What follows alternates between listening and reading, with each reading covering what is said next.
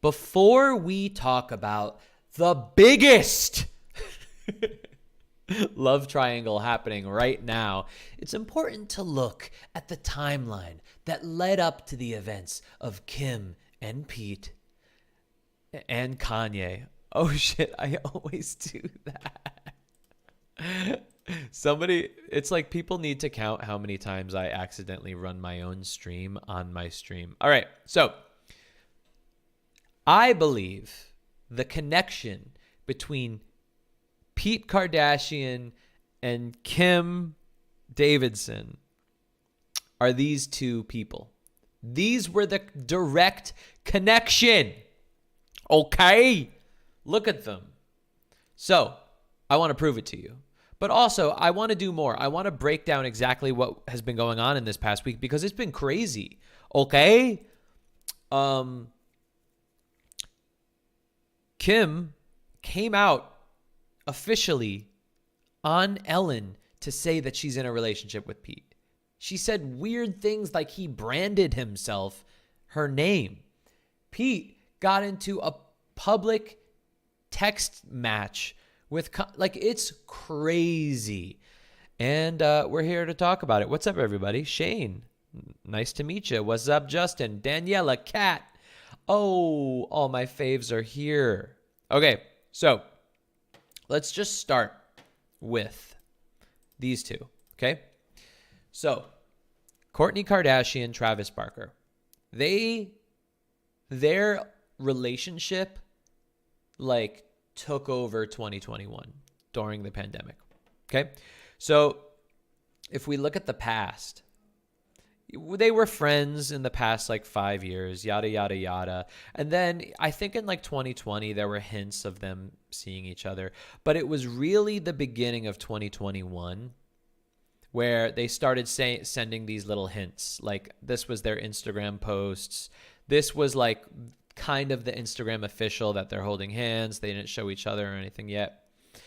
Then paparazzi caught them. I love yous. So around this time, everyone's kind of like, wow, this is a big new relationship. Nobody believed it would last. I wasn't even sure if it would last. I think this was their first public Instagram photo together. More stuff. It was a very big deal in 2021.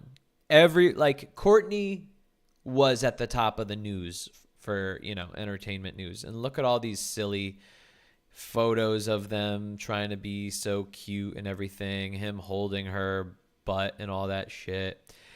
August, right? Let's stop at like the summertime of 2021, right? Then what happens? Well, if you don't know, Travis Barker and Machine Gun Kelly, they're good friends and they regularly make music together. But it was June 18th, 2021, okay? June 18th, 2021, if you could see that, that Kourtney was in the studio with Travis. Now, why is this important? Well, in that studio photo, if you zoom in here, you'll see that Machine Gun Kelly's in the studio with them in the background. Okay? What does this mean? Okay, well, Kourtney is sisters, obviously, with Kim Kardashian. And guess who's best friends with MGK, Machine Gun Kelly, Colson Bake, whatever the fuck his name is? Guess who's best friends? That's right. Pete Davidson. Yeah. Pete Davidson is best friends with Machine Gun Farter.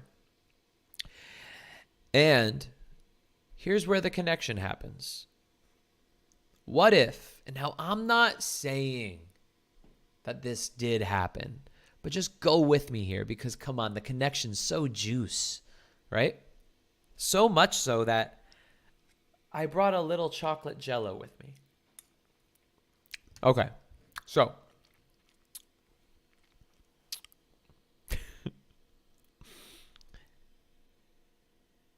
now this could either happen in the studio or afterwards. Machine Gun Kelly brings Pete into the recording studio in somewhere, maybe June, August, while they're working on music together, Travis and MGK. Let's say they all go to dinner afterwards, right? MGK, Travis Barker, Pete Davidson, Kourtney Kardashian. Let's say Kourtney invites Kim. Kim is single. She's just like really getting over this crazy breakup with Kanye, who's just going nuts. And, well, I think that's how Pete and Kim met. I think Pete and Kim met in the summer of 2021.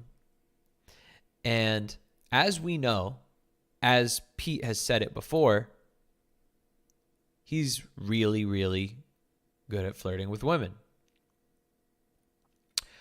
I think we all know that. It's not just his amazing looks. We've looked in another video, an episode that I've done where I broke down Pete's charm, and we figured out exactly why he's charming. What's going on with the live chat? I don't see anyone talking right now. I'm guessing they all went to dinner together. Obviously, Kourtney and Travis were having a good time. Let's just say for shits and giggles, because at the time, Megan Fox and Machine Gun Kelly were also hanging, and they're dating. Well, the only people that are the fifth and sixth wheel left is Pete and Kim. Oh, okay, there's Kat. Rebecca, I think Machine Gun Kelly has zero charm. I actually just really, I don't like Machine Gun Kelly at all. Like, I think he's just such a turd of turds. Obviously, he's better looking. I mean, that's, to me, all he is good looking, and that's it. There's really nothing else redeemable about this man. But anyway, I'm guessing it was like a triple date. They all got together, and Pete with his charm, and Kim looking for a rebound. Pete charmed her.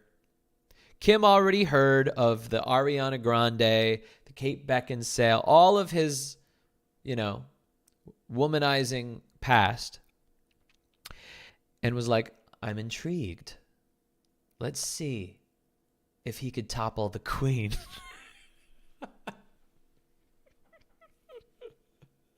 Oh my God. And that he did. I'm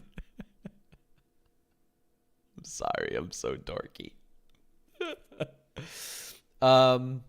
So I think now that I set up this whole timeline, I think that Pete and Kim were maybe friends for a month. Maybe they saw each other a couple times because they connected. Maybe they exchanged Instagrams, phone numbers.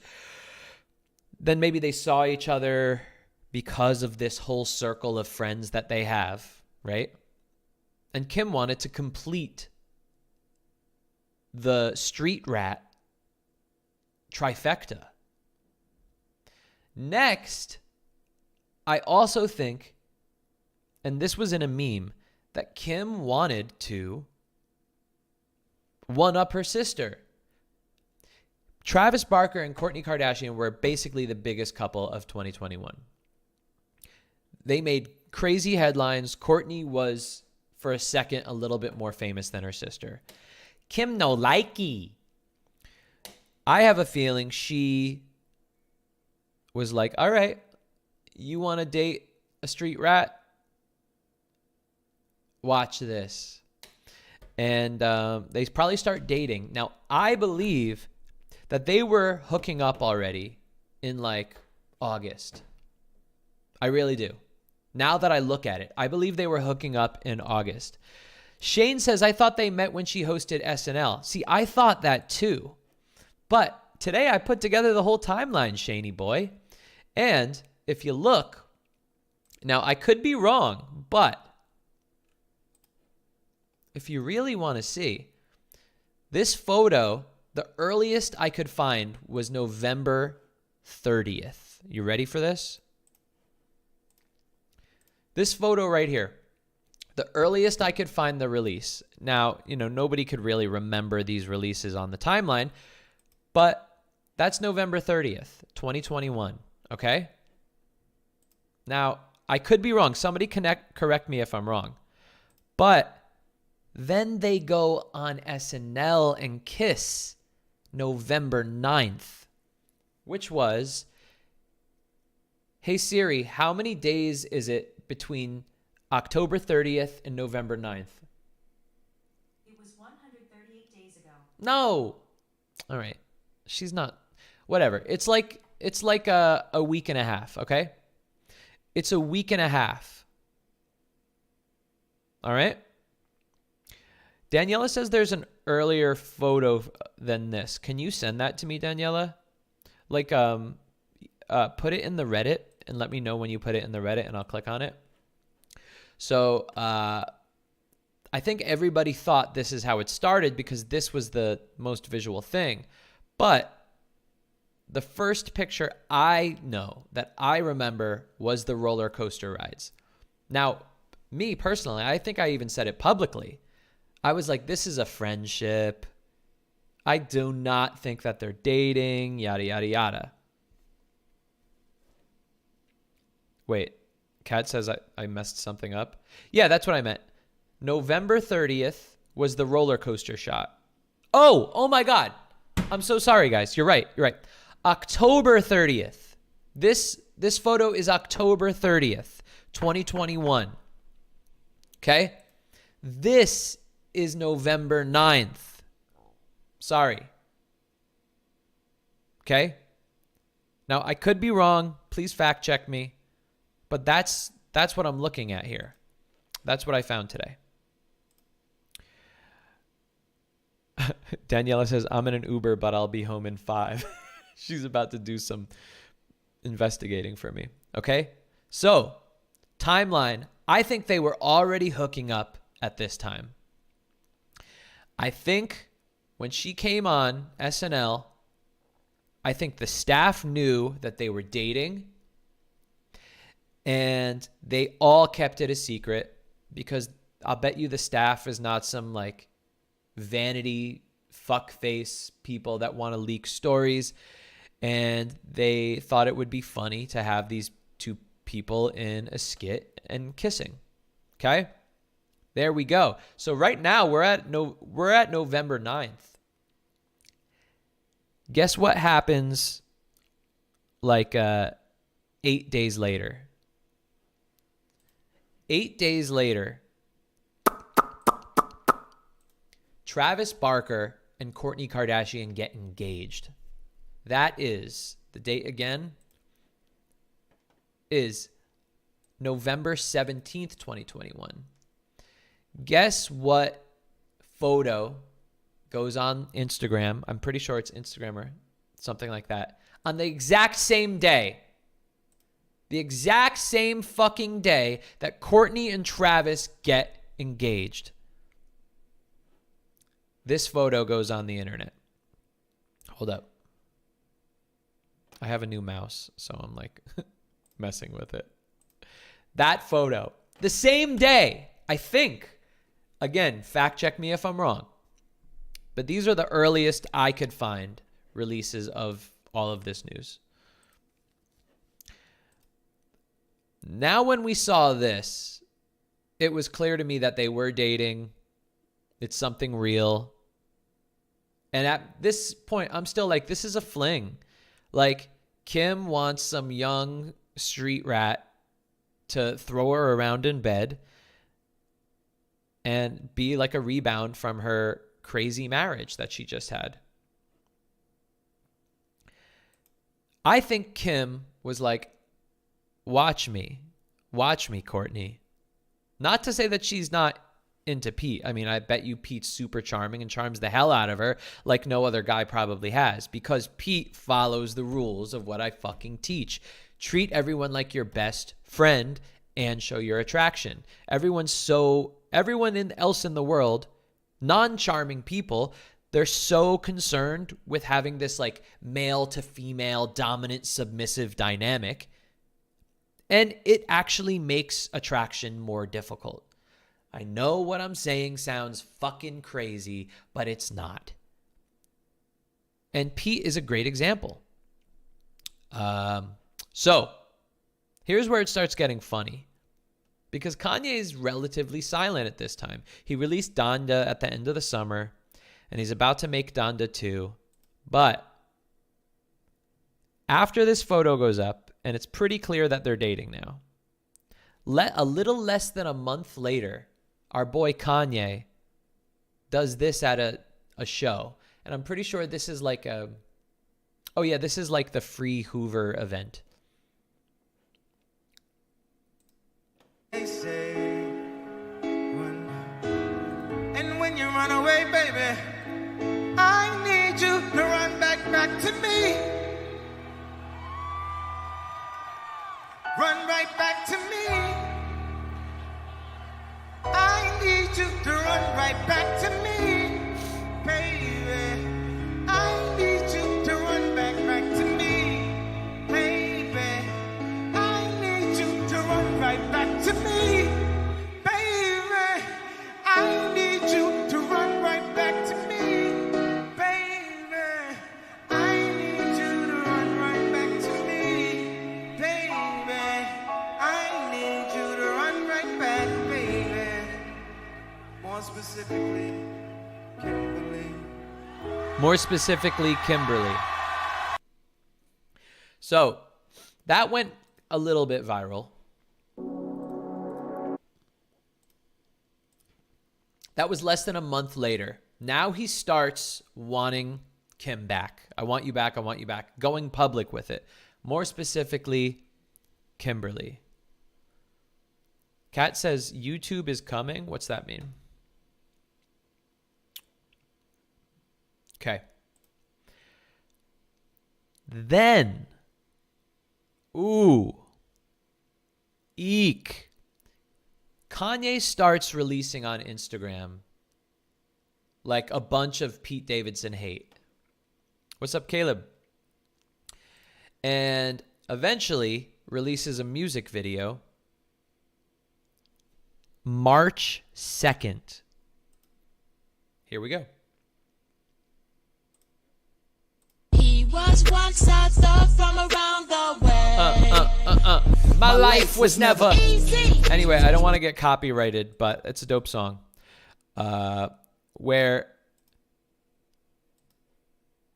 Kanye in claymation buries Pete Davidson alive, which was a pretty big thing. It's pretty fucking crazy. I get it. It's art. That's what he says. He's like, let me vent. This is the way I express myself. I don't think he's trying to kill Pete, but still. I mean, with all of the shit that he's talking about Pete, it was getting a lot of his stupid goon fans to kind of mess with him in public. And who knows what they could do. They could try to do one of those, gang thug punches where they just run up to somebody and whack them and then leave. Starts getting crazy. Kanye starts getting super jealous when he realizes this shit is real. It's not a joke. And he also probably feels emasculated to a narcissist, which Kanye definitely is. They like having control over the people in their relationships. And he felt out of control. But I mean, dude, it's your fault. I mean, you went kind of nuts and Kim could not handle it. She is, ever since, whatever, let's just move on. All right. So that was March 2nd, right? March 11th, that's last Friday. That's 3/11 day to anybody that likes the band 311. Well, Kim, on her Instagram, releases this set of photos. Oh, well, that's nice. That's a cool photo. What's next on this little set of photos? Oh, who's that guy? Oh, that's Pete Davidson. All right. And she says, whose car are we going to take? So there's this weird inside joke that they have. Chloe says, I love this. This is another picture, the fourth picture. That's them together. She's making kissy face. And then the last thing says, some sort of inside joke. I need your help. I can't tell you what it is. You can never ask me about it later, and we're going to hurt some people.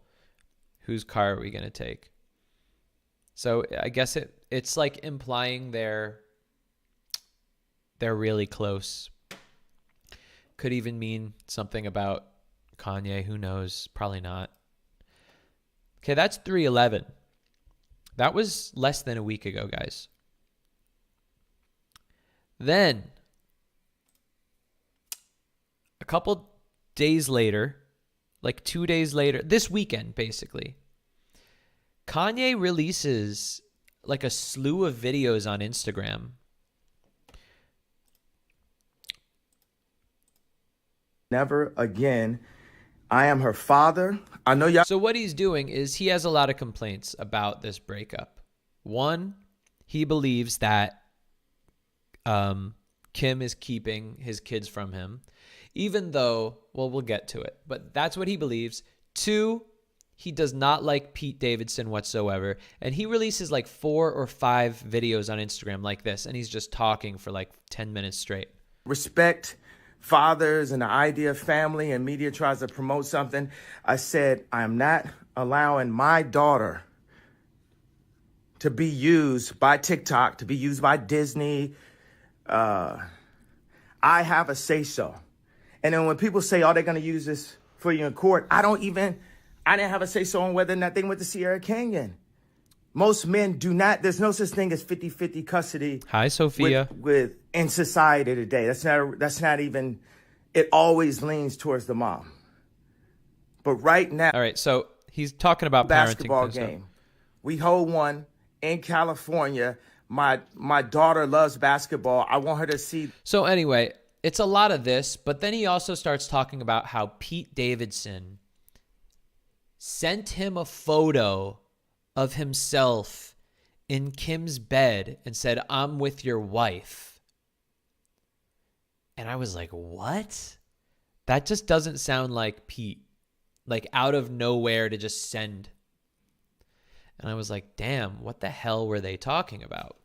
Well, Pete's friend, who is a writer on SNL, posts things for Pete since Pete doesn't use Instagram or social media. So he posted, ooh, and this is the juice. Like this is really where it comes together and it gets hot and it gets hard and it gets exciting. So Pete has his conversation leaked onto his friend's Instagram. And let's go through it, y'all. Let's just read this because this is where it gets good, okay? All right, so Pete says, yo, it's Skeet. Can you please take a second and calm down? It's 8 a.m. and it don't gotta be like this. Kim is literally the best mother I've ever met. What she does for those kids is amazing, and you're so fucking lucky that she's your kid's mom. I've decided I'm not gonna let you treat us this way anymore, and I'm done being quiet. Grow the fuck up. So, I mean, both Kim and Pete were very silent. What's up, Michelle? Both Kim and Pete were very silent through this whole like Kanye just screaming. But the problem is Kanye, as an introverted feeler and a narcissist, he wasn't even saying the full truth because he was building his case. And he was trying. This is what Kanye always does. 10 years ago, before he was able to make clothes on a big scale, when he released Yeezus, he used his junket his promotion for the Yeezus album to just scream about how nobody is letting him make clothes. Nobody wants to collaborate with him. He's the biggest artist in the world. He's the most creative person in the world. And none of the big fashion lines want to help to collaborate with him and make clothes. He spent an entire fucking 6 months screaming at the top of his lungs until he got what he wanted. I mean, now he's a billionaire and he has one of the biggest fashion, lines in the world. So Kanye gets what he wants. He screams, he expresses himself, and he creates his narrative. Pete and Kim were not having it at this point because it was like, listen, you can't just shit on our names. So Pete's like, fuck it, I gotta send this. Kanye goes, oh, you use him. So by the way, the great part about this is we're about to see two superstar people just go at it with each other. And it's so good. It's just so good. Right? So Pete started off relatively soft, you could tell he's pissed. You could tell that he's not being sweet and nice, but you could also tell that he's trying to keep it okay. Kim's literally the best mother I've ever met. You're so lucky that she's your kid's mom. I'm not going to let you treat us this way anymore, and I'm done being quiet. Remember, Kanye released a fucking video of him claymation style burying Pete Davidson, and also just talking a ton of shit about him on Instagram. A ton of shit. Kanye says, oh, you using profanity. Where are you right now? So first of all, Kanye asked.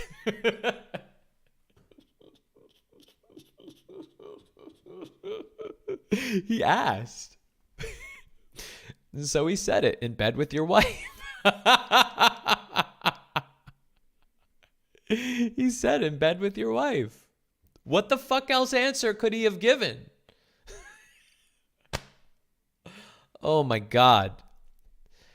And that's when Kanye also started making Instagram videos going, Pete says that Pete sent me a photo that he's in bed with my wife when she's not my wife. Why is he saying? Now he's being all defensive.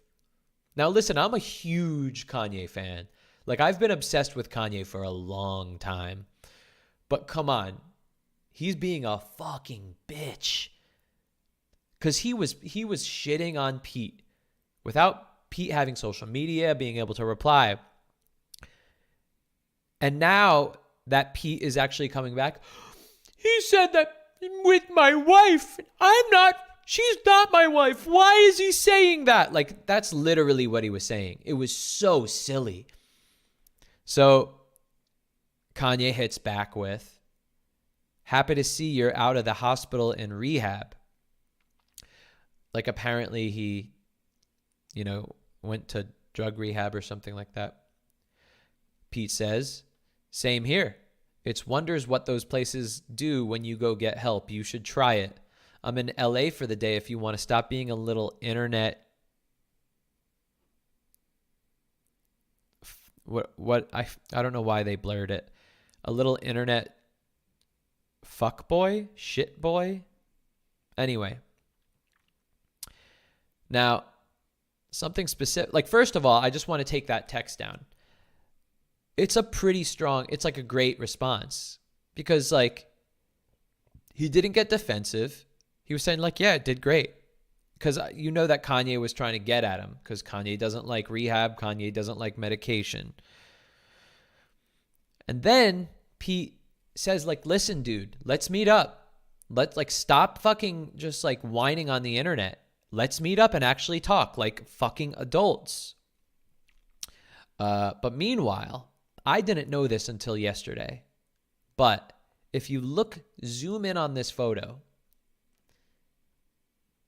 it says Kim right there on Pete's chest. And now you could say that, like, that's a tattoo. Cool. Oh, but we've just begun, baby. Let's just keep going. So, Pete then says, you don't scare me, bro. Your actions are so fucked and embarrassing, I guess. It's so sad to watch you ruin your legacy on the daily. So now he's trying to, turn it up right now. Kanye goes, you're more than welcome to come to Sunday service. So what Kanye's doing is he's kind of pussying out, and he's like, I don't want to meet with you privately and talk. Like, you're going to come to this big group that I've organized. Like, he just wanted to try to find a way to make try to embarrass Pete. So Pete says, why don't we meet after Sunday service and Saints game? I'll be at the BHH, something like Beverly Hills something. We could have food and talk it out in my room. Privately, one-on-one, man-to-man. That's like, I think that's a perfect text. Like, I want to put this in a real life scenario, because right now we're looking at all of these huge famous people publicly go at it, but let's talk about it as if it's real, because it is real. These are all real relationships, right? Pete is being the bigger man. Like, he truly is being the bigger man. Now, he's not being like super like, oh, I really hope if we can meet, blah, blah, blah. Like, yeah, it's obvious he's pissed. But at the same time, like, you could tell Pete's not just like screaming at him, telling him he's shitty, whatever. He's saying, let's meet. Let's talk. Let's talk this out. Then he says, what you're doing to your family is dangerous and going to scar them for life. Please handle these matters privately, bro. I beg you. Because again, Kanye is just posting like crazy on Instagram about all of this stuff. And it is going to scar the family. Like, when these kids get a little bit older, they're going to look back and see that their dad, yeah, loves them and all, but like handled this in a really fucked up, weird way. Like, what if Pete and Kim get married? And now I don't see that. Like, I see that as like a 50-50 now. Whereas if you asked me 4 months ago, I would have been like, okay, no, never. But now I see this as a 50-50, Pete and Kim getting married. Like, they're in a relationship. They're both marriage type people, right? Kim doesn't just date. She dates, like, when she's dating somebody, she's usually marries that person. She's been married 3 times already. Pete is also the type where when he comes out publicly, not just paparazzi photos, publicly, he wants to get married. Okay? So this could turn into, Kanye's kids calling Pete stepdad. All right. Kanye says, you want to see me? Come to Sunday service. I mean, it's so cheesy. Pete has a great response to that. This isn't public, dude. I'm not here for pictures and press, which is obviously all you care about. My offer stands. Because again, Kanye is not really talking this out with the family. A little bit. Yeah, he's chatting with Kim and everything. I'm not here for pictures and press, which is obviously all you care about. My offer stands. I'd wish you'd man up for once in your life. Let me help you, man. I struggle with mental health stuff too. It's not an easy journey. You don't have to feel this way anymore. Like, this is nice stuff. You don't have to feel this way anymore. There's no shame in having a little help. You'll be so happy and at peace. Like, I could tell Pete genuinely cares. He's not just like trying to patronize Kanye right here. You have no idea how nice I've been to you despite your actions towards me. I've stopped SNL from talking about or making fun of you, which they've wanted to do for months. I've stopped stand-up comedians. Where are we here? I've stopped stand-up. Where are we? I've stopped stand-up comedians from doing bits about you because I don't want the father of my girl's kids to look bad out there. I have your back even though you treat me like shit because I want everything to be smooth. But if you continue to press me like you have for the past 6 months, I'm going to stop being nice. I mean, to me, Pete handled that so well. What did Kanye do? He just went back on Instagram and made more videos about this. Pete says I need mental help. He's telling me I need help. Like, I just lose so much respect for somebody that I was like idolizing for the past like 15 years of my life. So sad. Also, Donda sucked.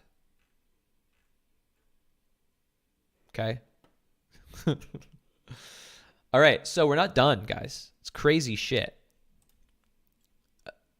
Kanye keeps posting stuff. He posted this on Instagram. This was, man, maybe Monday, maybe Sunday, something like that. He said, this was on my daughter's backpack when I was allowed to see her last week. This is why I go so hard for my family. I'm wired to protect my family at all costs. As the priest of my home, don't worry, Northie, God is still alive. Kim finally comes out and comments and says, please stop with this narrative. You were just here this morning picking up this kids for school. It's too funny how quickly Pete and Kim just like demolish Kanye. Demolish him. Now, that being said, Kanye responds with a light like, oh, well, yeah, like I see them sometimes, but like not as much as I'd like, blah, blah, blah, blah. But this is like, something is telling me it's not Kim, but it's like Kanye's weird, erratic behavior that's just making Kim kind of like freaked out about him. Let's have a little more pudding, why don't we? Okay. All right, we're not done, guys. It still keeps going and going. So, here's the big one. This was yesterday. Now, I don't know if if the stream's going to end.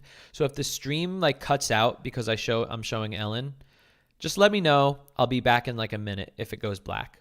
Right? Here we go.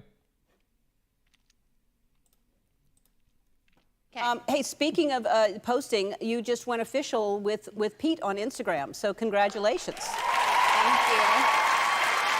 I guess it's like not official until you post.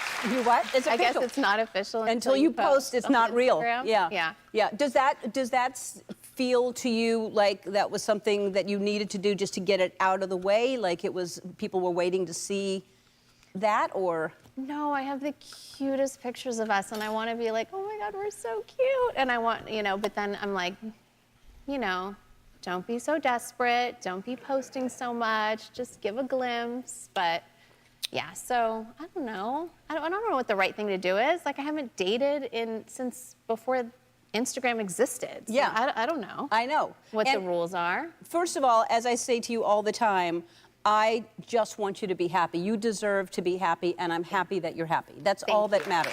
All right, let's move on to the juice. But this one is it's not, that one, the Kim one, isn't a tattoo. It's actually. So remember that, where are we here? That tattoo that Pete has on his chest of Kim.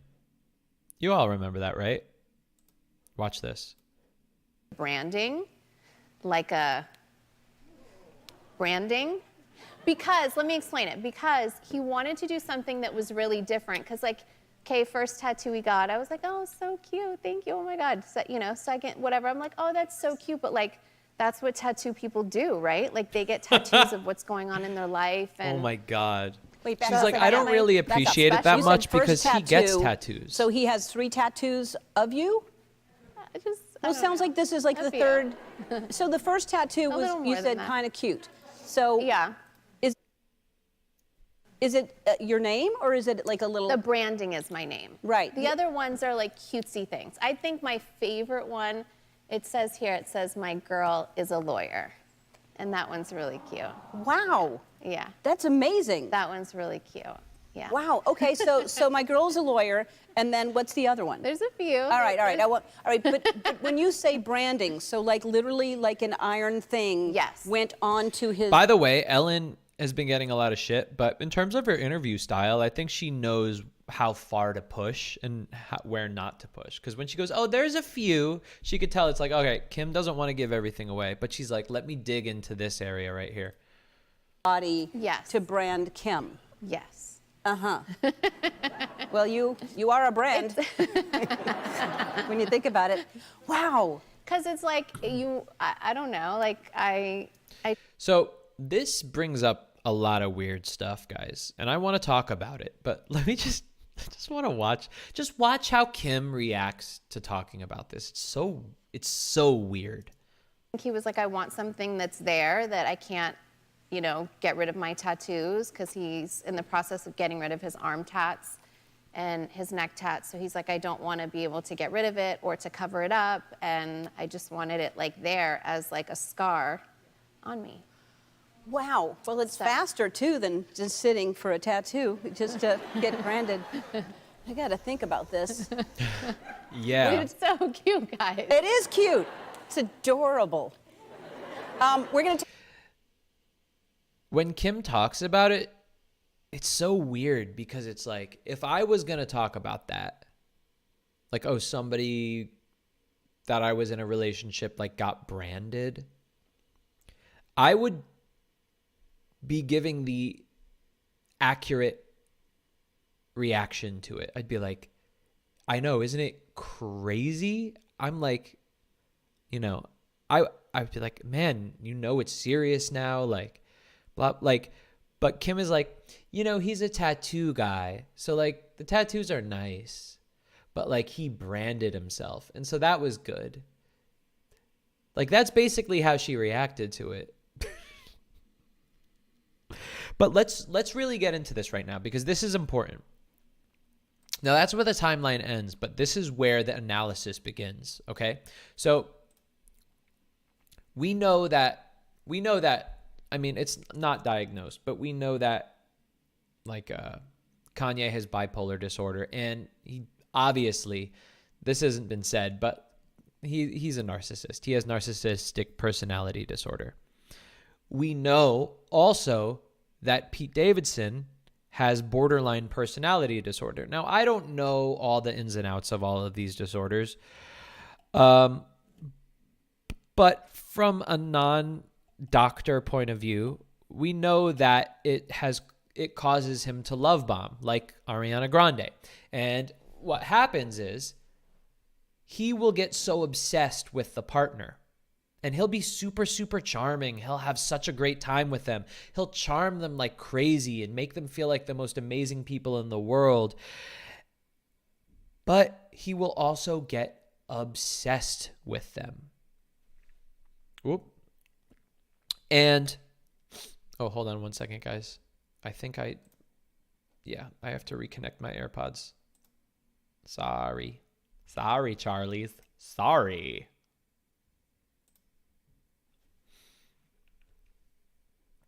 Hold on one second. Here we go. Sorry for the technical difficulties. I'm just a guy in an apartment. So we know that with Ariana Grande, he, what they called love bombed her, where he just gave her so much love, so much attention all at once. And something like, then when she like wouldn't text like a second later or something like that, he would freak out and just like go crazy and get super duper depressed. I don't exactly know. Yeah, Kevin, the love bombing of Ariana Grande ended badly. They broke up. And yeah, there's reasons for it. But listen, if they were made for each other, if it went well, they wouldn't have broken up. Okay, so let me just look up. I just want to quickly look up borderline. Also known as emotionally unstable. So he's emotionally unstable. Long-term pattern of unstable interpersonal relationships, distorted sense of self, strong emotional reactions. Those affected often engage in self-harm and other dangerous behaviors, often due to their difficulty with returning their emotional level to a healthy or normal baseline. So when they get upset, it's very hard to go back to normal again. They struggle with a feeling of emptiness, fear of abandonment, and detachment from reality. So this is what Pete Davidson has. Kim is moving from a narcissist with bipolar disorder to someone with borderline personality disorder. Now,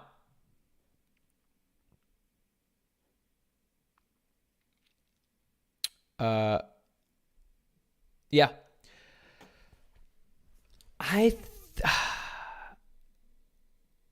I'm just going to say it right here. I think it's going to end up badly.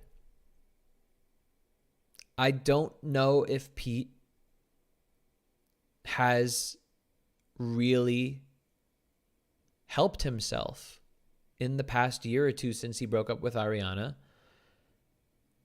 And it's not that easy to deal with extreme neediness, which is basically what it is. It's like extreme neediness. Now, a lot of my coaching, again, I'm not a doctor, but a lot of my coaching as a social and relationship coach, I deal with people that have a lot of neediness, and that neediness eats them alive. They feel very alone. If they start dating somebody, they'll start getting super, super needy for the person. This happens to a lot of my clients. This is not an unusual thing. Okay? But I'm guessing when it goes to borderline personality disorder, it's to the point where it goes so deep, like, right? We all get needy when we're dating, right? And when we're in relationships, feel bad. And then, we kind of come up again and we're good. And maybe in another month or something, go down again. With people that deal with like a lot of neediness, I would say like it kind of goes a little deeper and stays a little bit longer and then kind of comes up back again. Then they have some highs or whatever. With Pete and borderline personality disorder, again, I'm guessing, I'd love to talk to a doctor about this stuff. But with Pete, super, super highs, then super, super lows. The lows stay for a really long time, comes back up again, super, super highs, super, super lows. That is what I am guessing is happening in Pete's relationships. Now, if the timeline is correct, my timeline, they started dating, let's just say September. That's my timeline. Hey Siri, how many months ago was September? It was 5 months and 2 weeks ago. Less than a half a year ago that they started dating. Now, if you remember and you followed the Pete Davidson Ariana Grande relationship, this was around the same time. Pete was flying high. This is when he went on Jimmy Fallon and he was like, "It's fucking great, Jimmy. She's so hot. Ariana, it's great. We're getting married." He was on top of the world. That was the first half of the relationship. It didn't go like that the last half. And we heard a lot of bad things. I know that when I'm working with people on just regular neediness and not disorders, borderline, whatever, none of that. Regular, healthy, well, not healthy, but you know what I mean. Normal, typical neediness. That takes like, at the very least, like a good year of my coaching week after week to help people get over that. Sometimes less, sometimes more. It all depends on the person, how hard they work, all of that stuff. But it's hard to get over neediness. It's a long process. Part of that process is, the 3 tenets. And if you read my audiobook, just really dedicating yourself to the 3 tenets of happiness, confidence, attractiveness, which is presence, purpose, and health, and just obsessing your life over those 3 things, which are, the healthiest approaches to life, the healthiest approach to life. Focusing on just reminding yourself that all of this push from the world's culture, media, society telling us that we need to be in a relationship or we won't be happy. Just really training yourself every day, waking up and reminding yourself that that's not true whatsoever. You are completely capable of being 100% happy alone for the rest of your life, never having anybody like you. I went through that in my early 20s. I had to realize on my own that in order for me to lose my neediness, and I had neediness, in order for me to lose it, I had to be okay with nobody liking me for the rest of my life. Nobody being attracted to me, nobody wanting to date me, and me being perfectly happy with that. Took me a couple of years to really get it, figure it out. Now I feel like, now I think I've actually maybe gone too far in the other direction.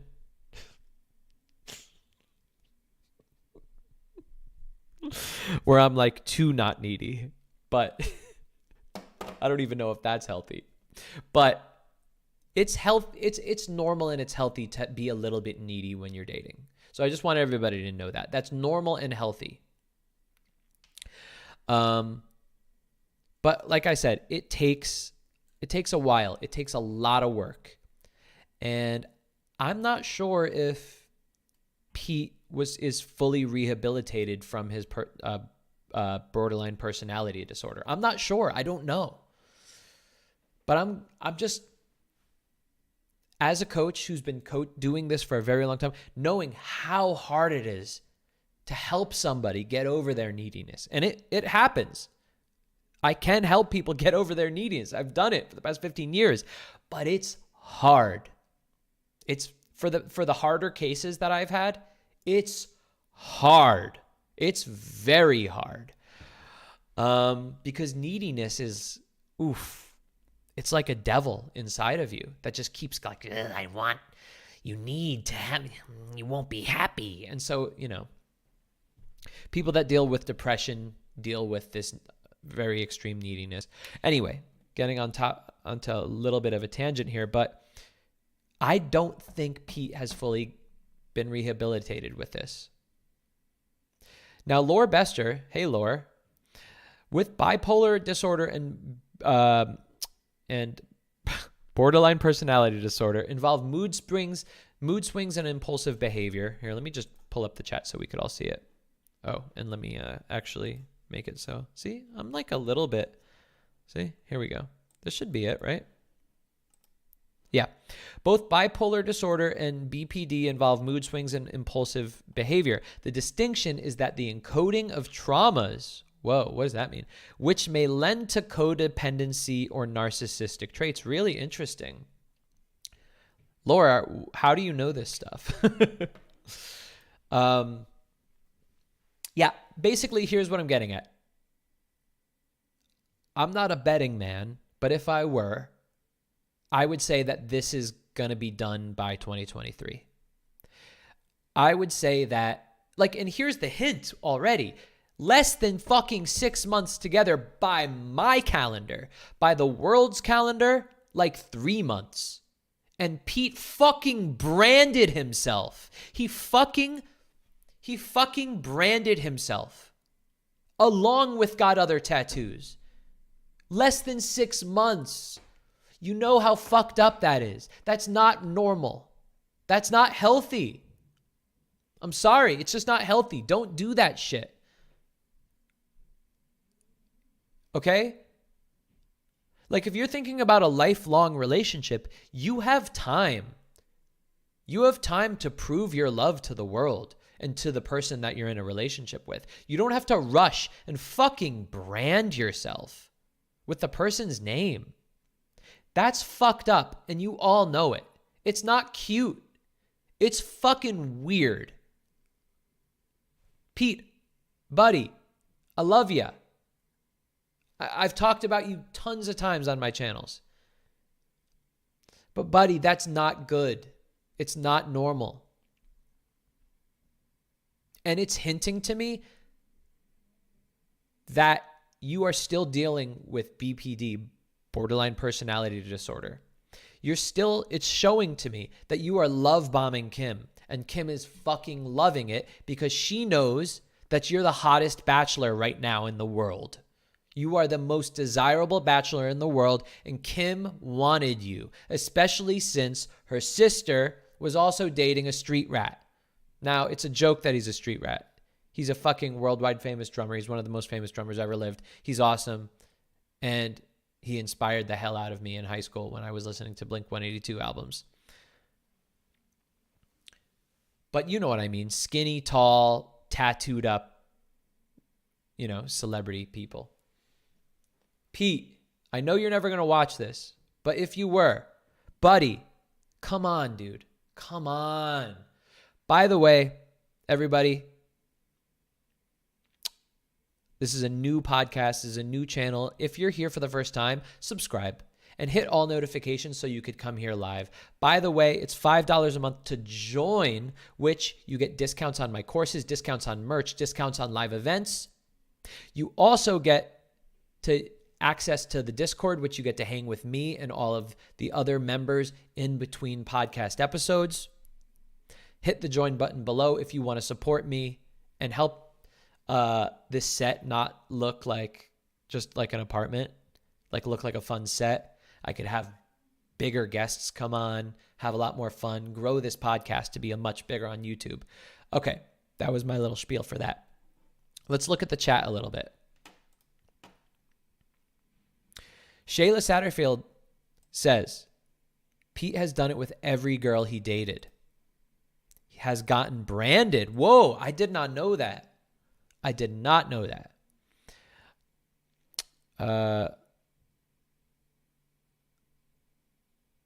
Ricky says, best way to get rid of needy behavior is to love someone and allow them to choose you and keep moving on with your life and set goals. Yes, Ricky. I feel like people could misinterpret that. It's important when you say love someone and allow them to choose you is super big. Allow that person to be able to walk away. Laura says, I'm a psychology major. Nice. So Laura says, as with any mental health disorder, it really depends on the context and how the therapeutic rapport is managed, or if people are aware that they require treatment. Well, I think Pete is aware he requires treatment. He has a lot of money. He probably has some good doctors, but I'm not sure if he's getting as much as he needs. The brand, listen, it's clear as day. This is not just celebrities. These are real people. He fucking branded himself. Adela says, yeah, it's too much, especially in 6 months. Shane says, my ex was BPD and I stayed with her because I'm codependent. Yeah. Codependent people tend to get into relationships together. What the ultimate goal is, there's this been kind of trend on the internet lately to shit on saying, oh, you need to be happy before you're in a good relationship. And saying no. I reacted to it on Tuesday. Oh, so you're hungry. So we're going to wait until you're happy without food before we give you food. That's different because you die without food. You don't die without a relationship. A relationship is not necessary. We created this shit. Okay? We made up relationships. Relationships are just friendships. Being with people. Monogamy is created. Hold on, I just had a brain fart. I just farted in my brain. Okay, yeah. So however that went trending this year, last year, is dumb. Listen, it is important that you become happy alone, 100% happy alone. And I'll tell you why. Because like attracts like. And the most healthy relationships are two independent people that don't have to be with each other. And why is it beautiful? Why is it romantic? Because they are together despite the fact that they don't have to be with each other. It's not romantic to say, I need you. That's not romantic. That's not cute. That's not beautiful, guys. It's not. It's really gross to say, I need you. Why? Because then the love is tainted. It's not full love. You know what's full love? When you are so good on your own, you're so happy, you're thriving. You have independence, you have freedom. And then you go to another person and then you say, despite all of what I have, I want to be a partner with you throughout my life, for the rest of my life. I don't need you, but I love you 100%. And there's going to be sacrifices that I make in my independence being with you, but I don't care. That's to me what is romantic. That to me is beautiful. That to me is real love. If you're addicted to somebody, if you're obsessed with somebody, if you feel needy about somebody, I'm sorry, that love is tainted, or it's just not real love at all. How's that feel to hear that? I wonder if anybody's thought about it that way. Okay? Not healthy to be needy. Now, that being said, to have regular little neediness, it's normal, it's healthy. Everybody deals with it from time to time.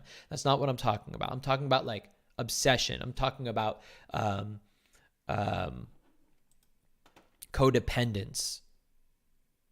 I'm talking about you can't live unless you're with this person. You can't live unless you're in a relationship.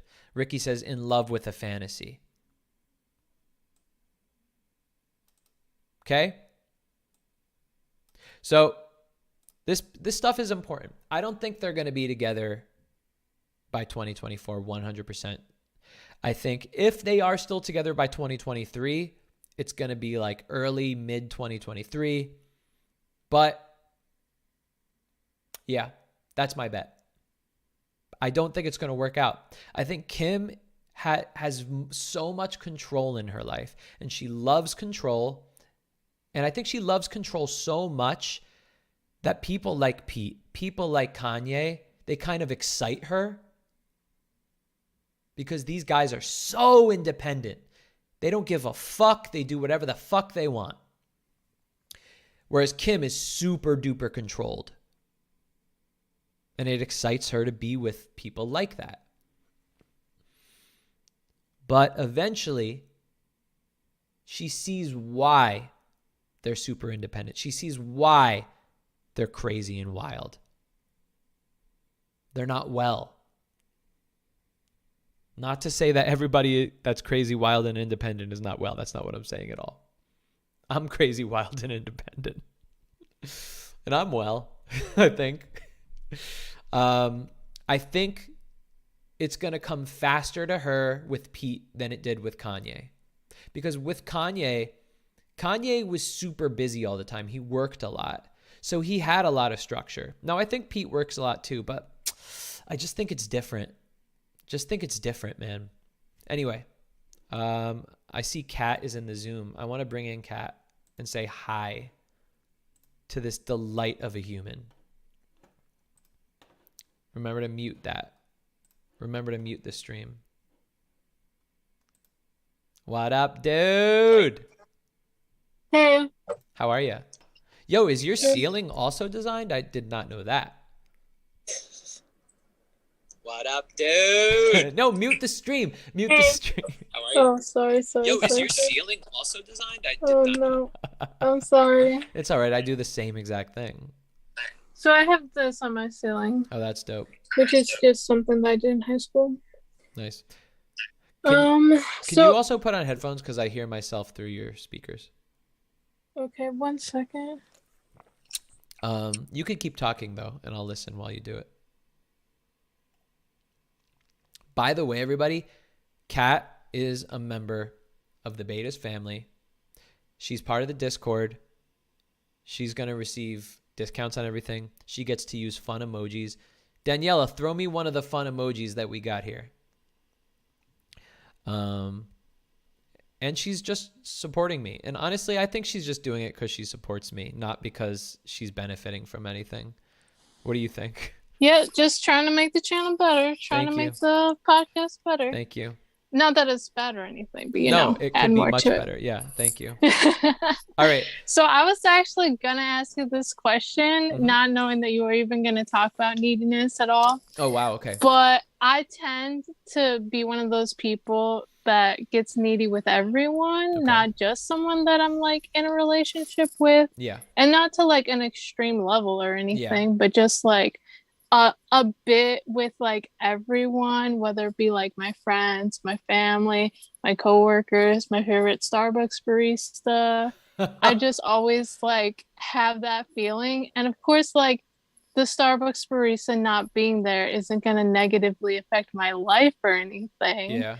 But I was just wondering, like, if you have any general tips of like things that you can work Yeah. on to like move past that. I Or, do, like- but I want to dive into stuff. Sure.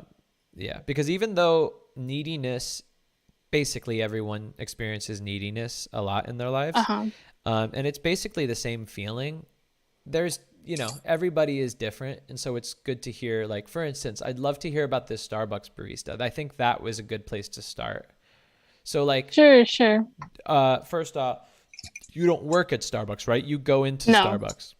Yeah. Now, And I'm like, how long have you known this Starbucks barista? oh, I've only seen them twice. Nice. This is great. Okay, and when's the first time you saw them? Probably 2 weeks ago. Got it. And when was the second time? How long ago? It was like 2 days after that. So again, like 2 weeks ago. Got it. And have you been to And then- Starbucks ever since? Looking for Yeah, this I've been a barista? couple times and they've not been there. And I've been like, Okay. All right. So the first time you went in, tell me about the interaction. this guy just took my order and I was like happy with the way that he like presented everything to me, which it wasn't anything special. I never Yeah. get like specialty drinks or anything like that.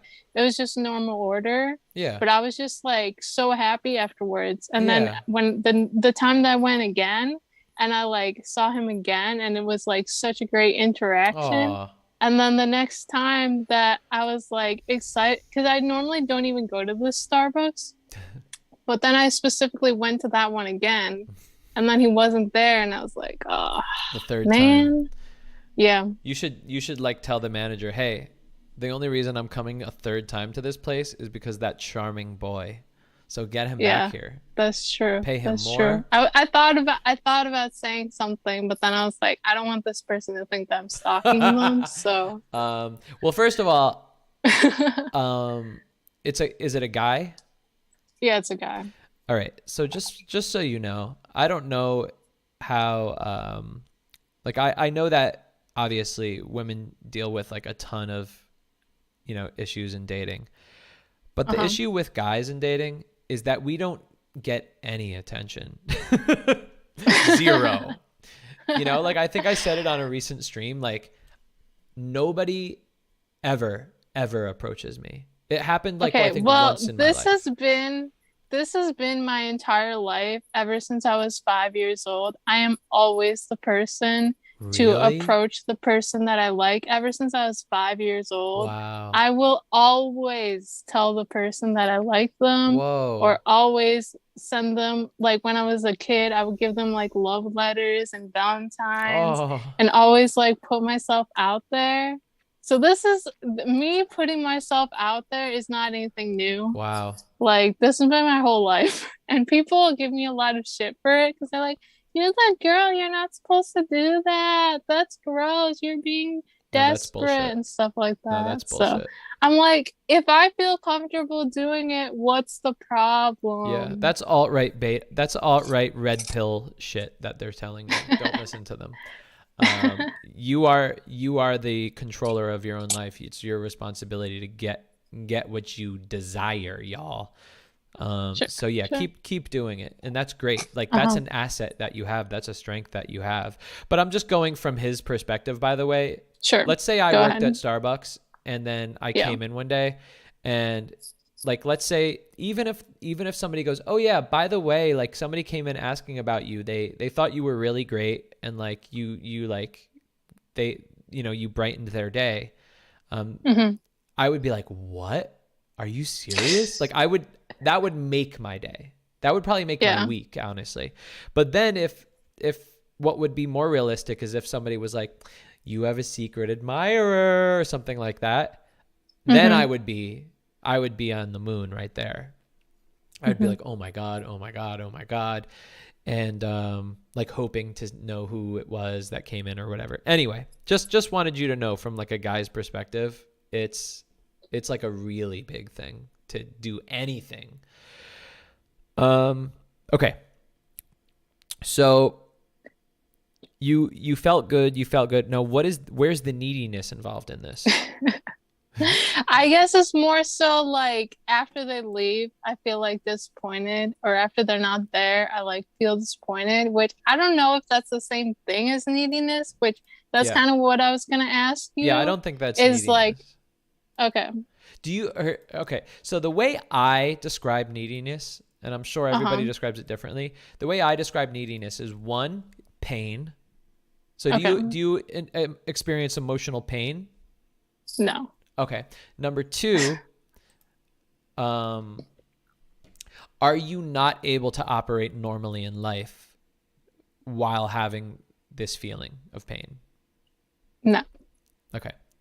Those are my two requirements for something being needy. Can we talk about something that matches those two? I mean, yeah, of course, like I have been like that in relationships, but kind of what you were saying earlier is that like it will go up and down, and I feel like it won't be that extreme, but maybe the other person, like the guy that I'm in a relationship, will think that it's like more extreme than it is, just because it's like, oh, why are you being so needy and stuff like that. But okay. I feel like it's not anything causing me like severe emotional pain or anything that's like hurting me in other parts of my life. It's more just that like disappointment, that I am that type of person that like when I feel disappointed, I tend to like put myself down about feeling disappointed, you know? All right. I want to get a little more into it because I love the specifics of emotions because I think about how I feel all day long. So it's like part of social skills and relationships is me knowing how I'm feeling. So when you say like disappointed and feel let down, but at the same time, you say you don't feel that emotional pain or you feel like you could operate normally in life despite. So then I want to kind of locate what that is. So, all right. Let's start with your actions. How do you react when you get disappointed? And like basically causing whatever that person was to say, "Oh, you're so blah blah blah." What is that reaction that causes that person to say that? Yeah, like I'll just be like, I'm sad. I wish that you like for instance, the relationship that I was in over the summer, we would spend time together like once or twice a week. And then on the weekends, after a while, after like 2 months, he was like, oh, I want more weekends to myself. Oh, I think we're spending too much time together because like I have to work all during the week. And then if I see you every weekend, then that's too much.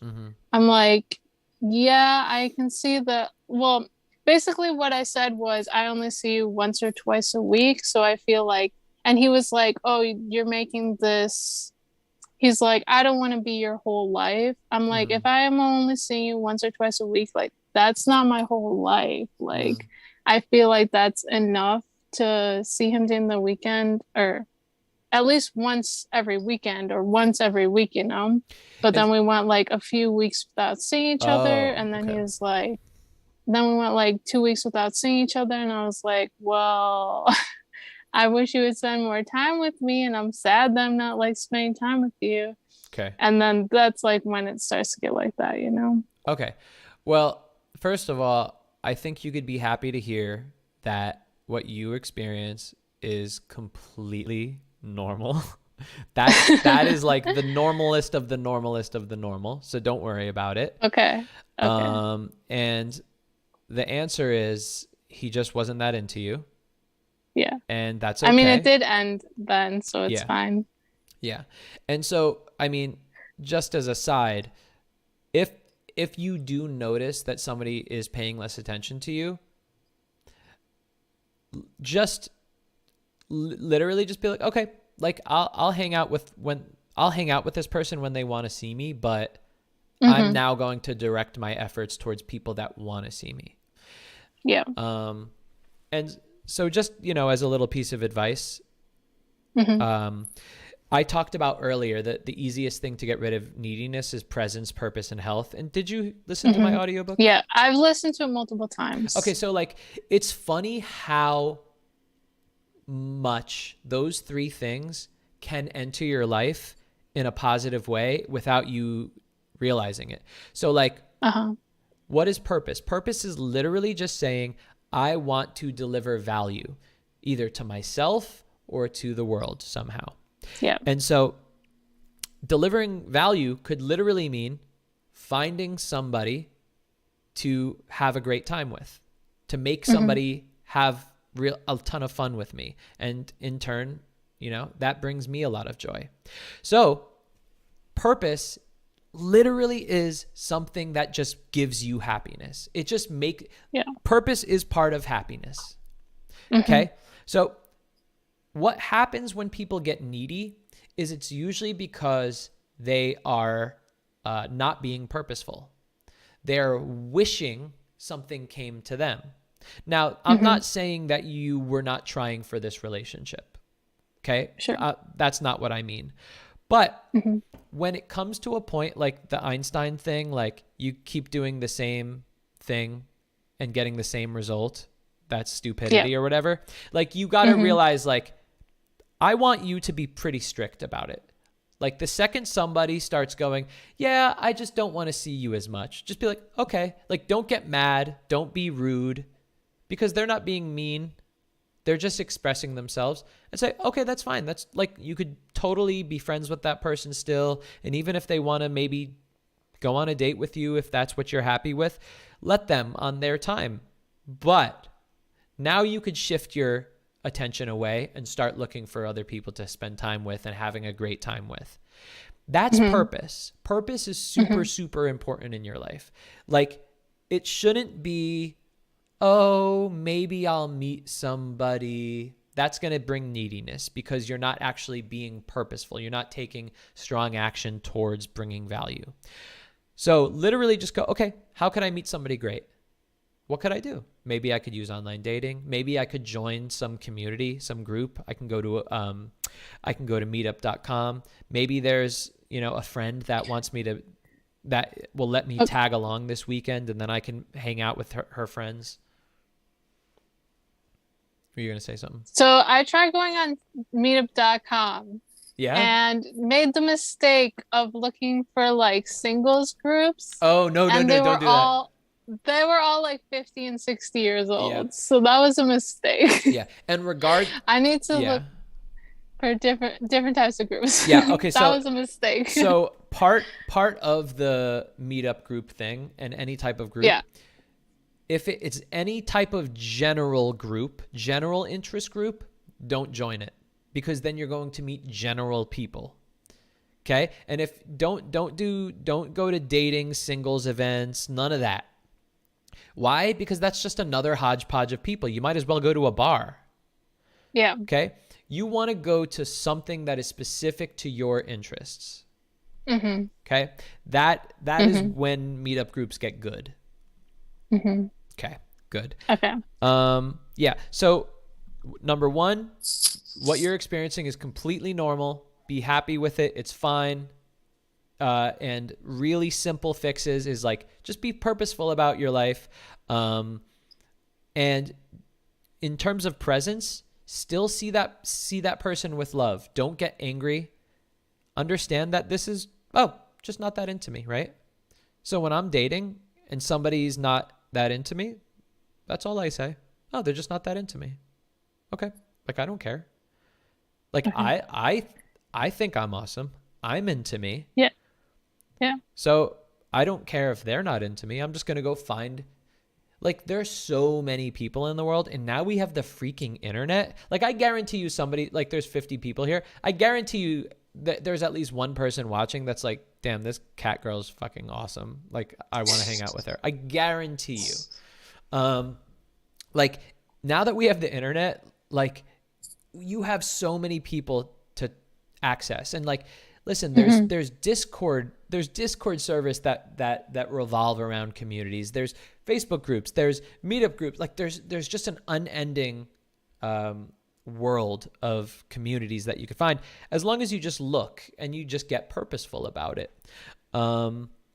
But okay, let's talk about family though. And you said family and friends you felt needy about. Yeah, I mean, I guess I'll start with friends first. Like, when I'm the type of person that I have like a lot of different friend groups, a lot of different people that I hang out with on a regular basis. But if I'm with one person and they're talking about hanging out with someone else, I'm like right away disappointed. Or if they're like, oh, I have plans with this person on this day, I'm like, oh. Even though it should not I know that it should not matter to me, because I have plenty of other people that I see as well. But it's like, and then I get frustrated at myself for like being disappointed. Yeah. And this is something that I've had like my entire life. Yeah. That I'm like, am I still feeling this way? Like, I thought that I would have moved past this by now. There's ways that there's ways that we easily fall into this type of place. And, you know, there's really big, strong ways to get over neediness, like I mentioned. But then there's really small, silly things that also work. Like, for instance, now this may be something that you already do, or maybe you don't do. But I found when I used to be dating was that if I asked a girl out and I said, hey, you want to hang out Friday night? Let's go on a date. I realized after years of doing that I realized this magical rule of the world. I didn't know this. I had to discover it. Nobody knew this. I had to discover it. If you ever want somebody to be free on a particular night, guess what? Yeah, they're not going to be free. They're not going to be free that time. So what I realized is I always go from like broad question to more specific based on the information that I've gathered from them. So I'm managing this relationship to help it move into the right place. If I say, hey, you free Friday? Well, guess what? Saturdays and Fridays, like, they're the biggest days for like birthday parties and things that people already have plans for. So what I do is, hey, we should get together sometime. We should get together soon. Did they say yes to that? Good. Now we can move to the next level of specificity. Cool. Maybe in the next week? Yes. Cool. Next specificity. So when are you free? Like, what days are you free in the next week? Oh, actually, I'm free Thursday and like Sunday brunch. Cool. Now you look at your schedule. Now that you've gathered all that information, now you're better able to manage the relationship. Now, I mean, you could be already doing this, but you tell me. Yeah, I mean, luckily I've gotten to the point where I normally do know my friends' schedules pretty well, but it's just those, it doesn't happen all the time, but it's just those instances where it does happen when they'll be like, oh yeah, I'm seeing this person on this day, or I'm doing this with this person on that day. And I'm like, out of nowhere, I'll feel that disappointment. And I'm like, why? Why do I feel this way? There's no reason for it. What I want you to do is jump back into your purpose. And obviously, like, we could talk about presence for years and years, and spiritual, teachers talk about that. And you could look up Eckhart Tolle, Sadhguru, all the famous people that talk about presence and focus on that and just loving the moment that you're in and going into that. But I think purpose is something that people talk about less when it comes to happiness and relationships. I have taught myself over the years, because I have dealt with, like, when I used to do like online dating, and New York is like the most competitive freaking place for dating. And I would have like a date plan for like Friday night. I'd be all excited. Friday night would come, and then like the person would flake, and it would just tear me apart. And that would happen a lot. And I had to like really train myself. And the way that I do it is like, I got to talk about it again, my sense of purpose. The second somebody shows that they don't want to spend time with me, instead of even for a moment harping on it, I have trained myself to immediately switch focus. Immediately. Okay, they don't want to spend time with me. Let me find something to do. Let me find a friend that let me find a friend that does want to spend time with me. The next thing is, I have trained myself to value people that actually want to spend time with me as the highest type of person in my life. So like, I don't even care if I don't have as good a connection with them as somebody else. If this person wants to spend time with me over other people do, I train myself to go, this is the person that I care about. This is the person that I'm going to invest in. This is the relationship and what you're going to do is you're going to start having a flipped value system. Because what a lot of people do is they start valuing and getting needy over the people that they don't necessarily have a good relationship with yet, or don't necessarily like them all that much. And we don't value the people that care about us already and already are excited to hang out with us. But when you train yourself to flip that value system and say, I want to spend time with the people that really care about me, the people that like me, the people that they'll drop things. They will change their schedule to see me. Those are the type of people I want in my life. And when you surround yourself with only those people, and the second that you deal with somebody that flakes on you, just doesn't really make time for you, the second that happens, just shift. Just shift immediately. No thought. Okay, that's cool. Have a great time. Boom. Who does care about me? Who does want to spend time with me? Okay? Fucking DM me. I don't care. Say, hey, Anthony, what's up? I just got flaked on. I mean, I do DM you a lot, so you already know. Really? Let me see. When's the last time you did? No, I DM you like at least once a week. And do I respond? Yeah, you do every time. See? It's usually at like Boom. 3 a.m. Really? For me, at least. Are you sliding into my DMs, Kat? No, but I send you memes and whatever. See? This is what React happens to your when you become story. a beta. This is what happens when you join the beta family, everybody. There it is. Wait, Speaking 2 days of ago. which, 2 days ago, you sent me Pete Davidson when he was a kid doing stand-up. There it is. See? Join the membership. All right. Anyway, sorry. Keep going.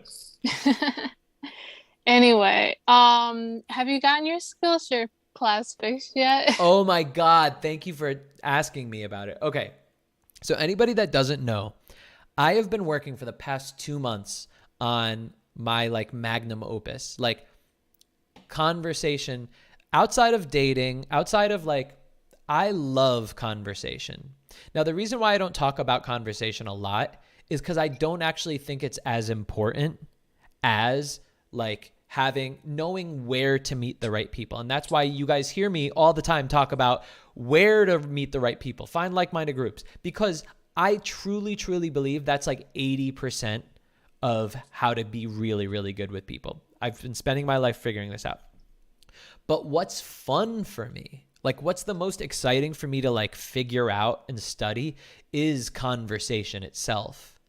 And so over the past, 20 years, I've been studying conversation and just been obsessed with it and love it. Like, so over the past 2 months, I have been putting together this class for Skillshare. It's literally 4 hours long of me just talking for 4 hours.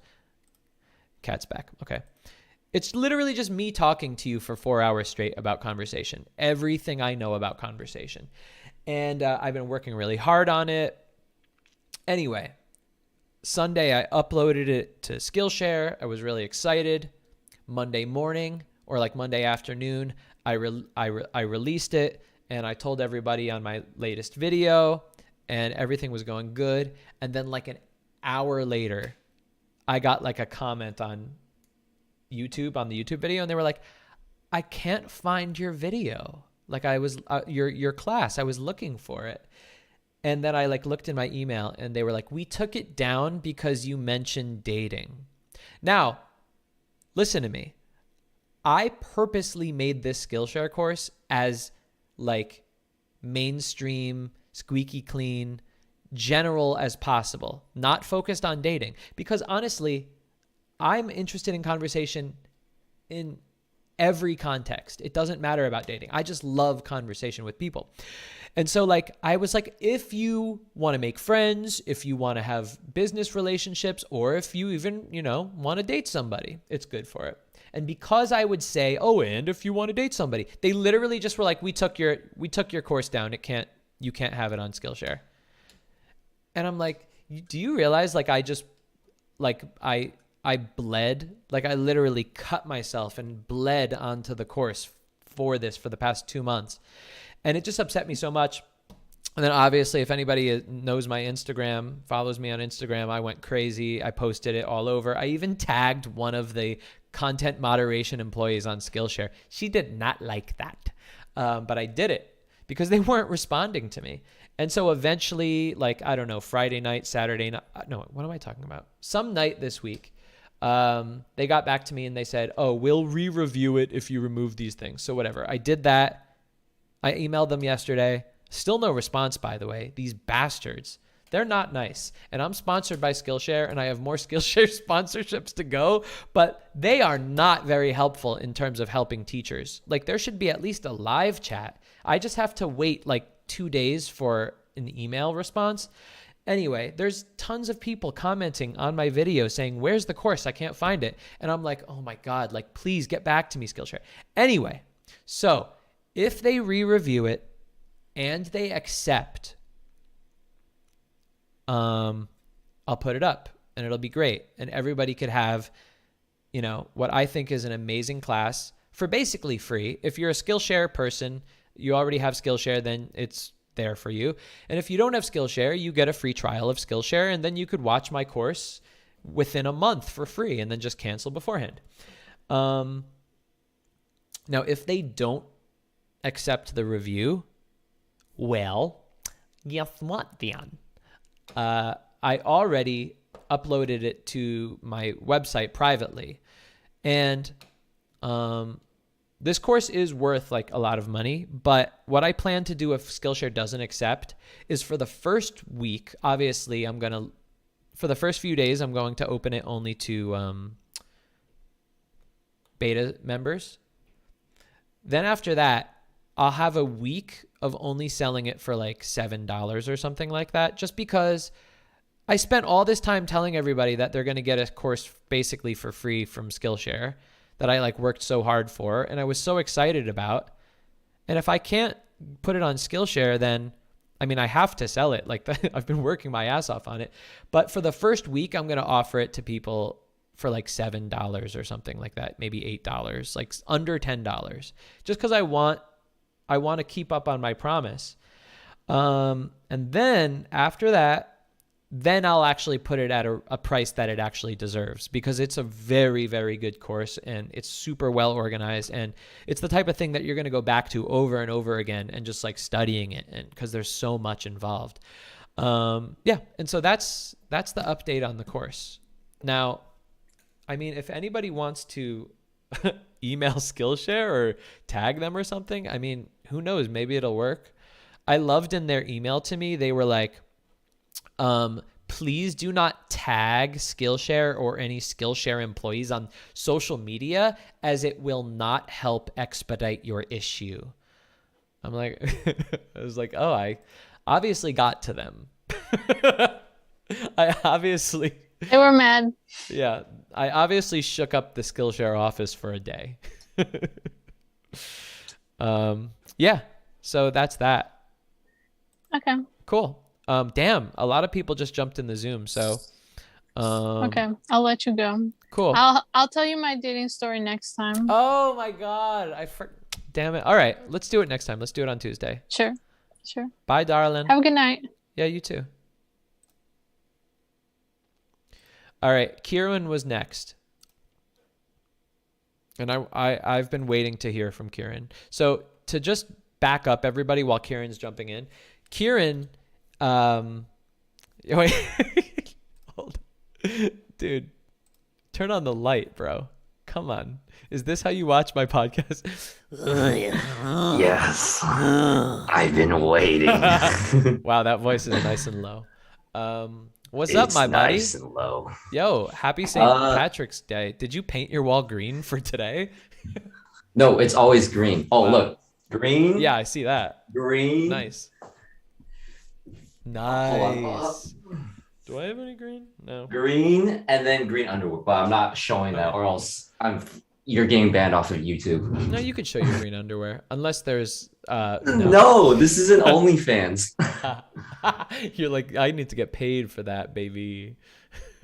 Actually, maybe I should hop on OnlyFans because, you should. money's kind of tight. Yeah, and you're a sexy motherfucker. Hell yeah. All right, so I've never been told that, but sure. so are you able to succinctly summarize your story before, like, leading up till this point that we're going to talk about right now? About trying to approach the person. Yeah, in class. Yeah, I can make it really simple. Okay, do it. So we're gonna go by the name N because I don't want to actually expose myself. She's in my sociology class, and I wanted to talk to her, and I hadn't before, and I knew she was interested in Euphoria, and I wanted to bring that subject up. Yeah. And he basically said, just bring it up. And then I can easily summarize the response. What I did was go up to talk to her. Oh, wait, hold on. Back up. Now Yeah. you're moving too fast. I didn't want you to talk fast about what I don't know yet. Yeah.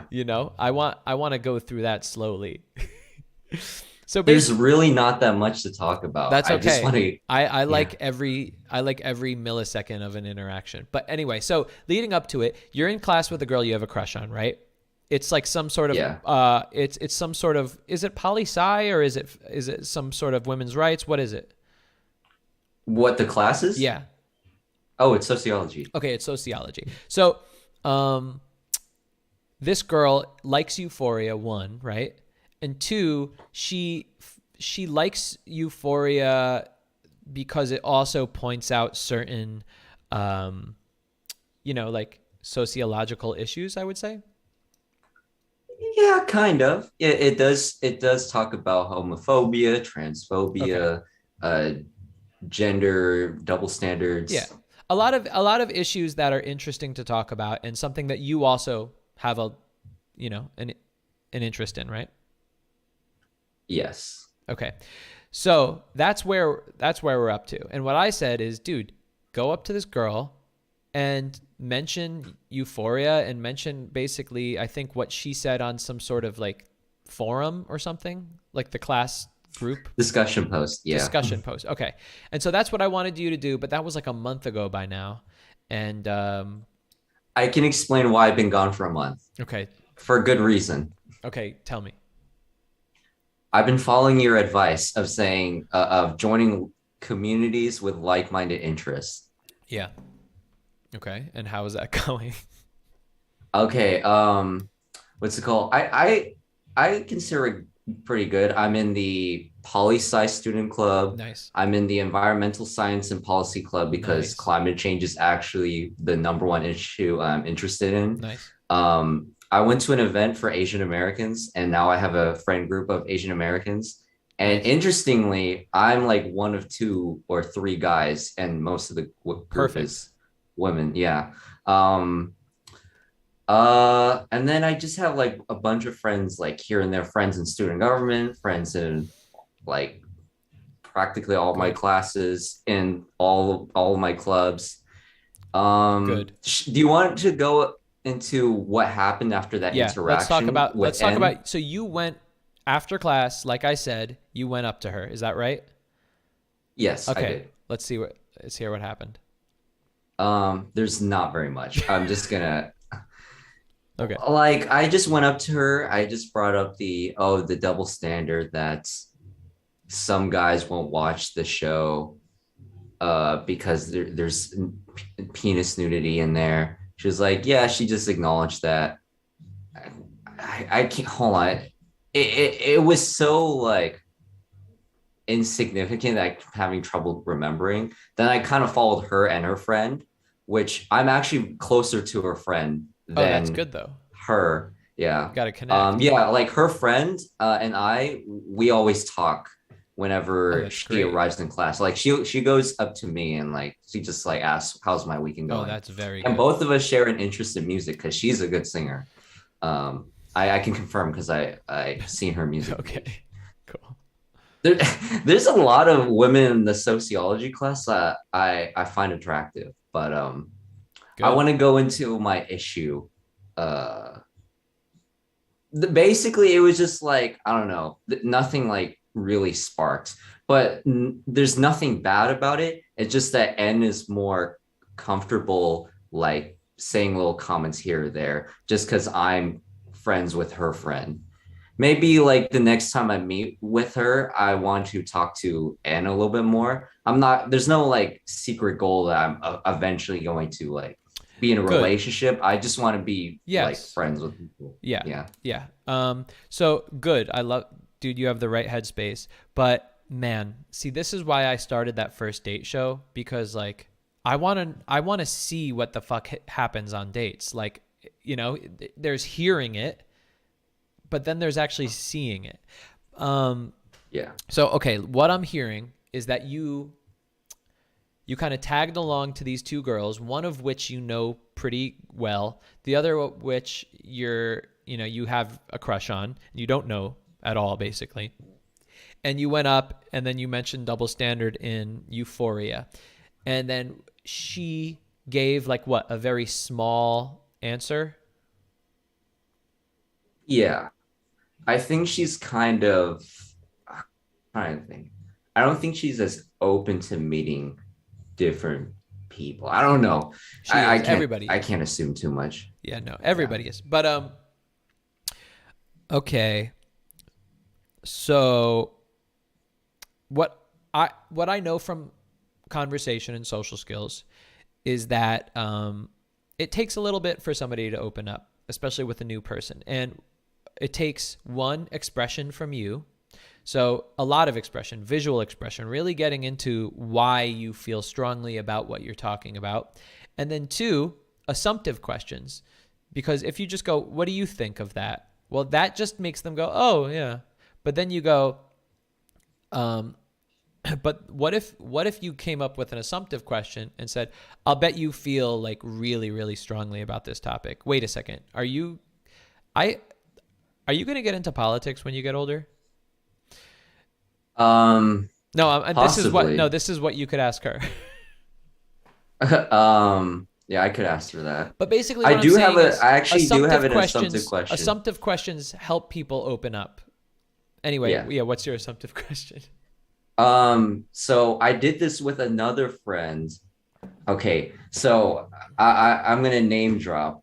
Actually, no, I'm not gonna name drop. I'm gonna give another letter to the friend that is I'm closest with Yeah. to N. So M. Okay. M. So I remember I met up with her like outside the convenience store that's next to the bookstore. Yeah.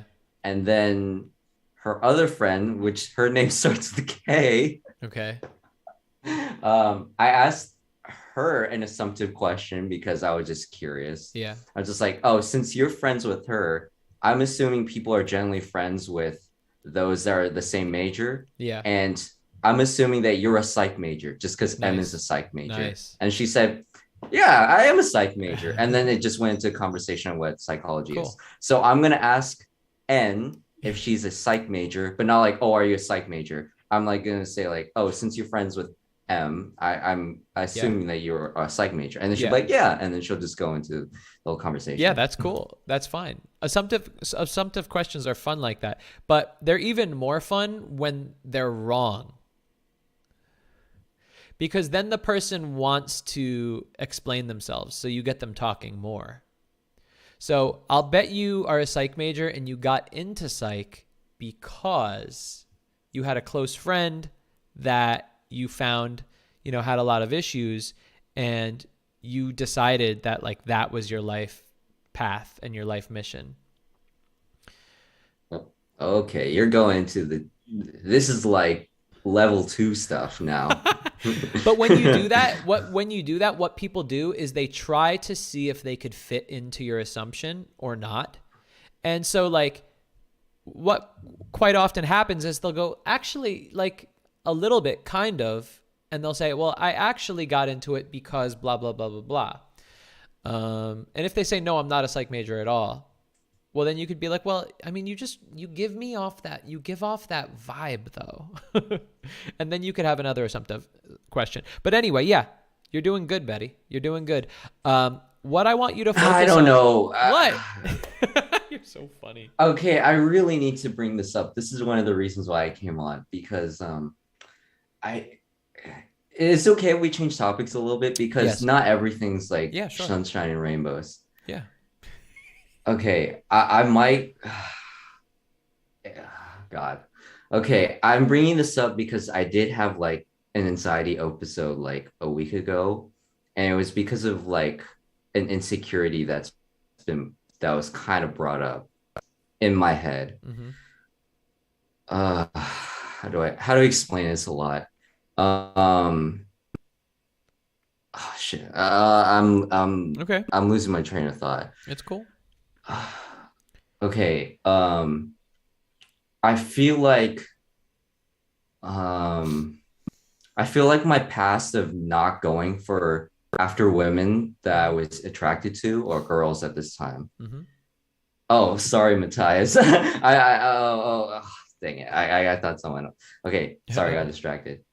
So I feel like my past is screwing me over now, because now I'm seeing, even though I feel like I'm doing everything right, I'm joining all these organizations, Mm-hmm. I'm making friends, like Mm-hmm. I'm a friend magnet. Yeah. Like I can just make friends with someone that I'm waiting in line with, which is what I did on Monday.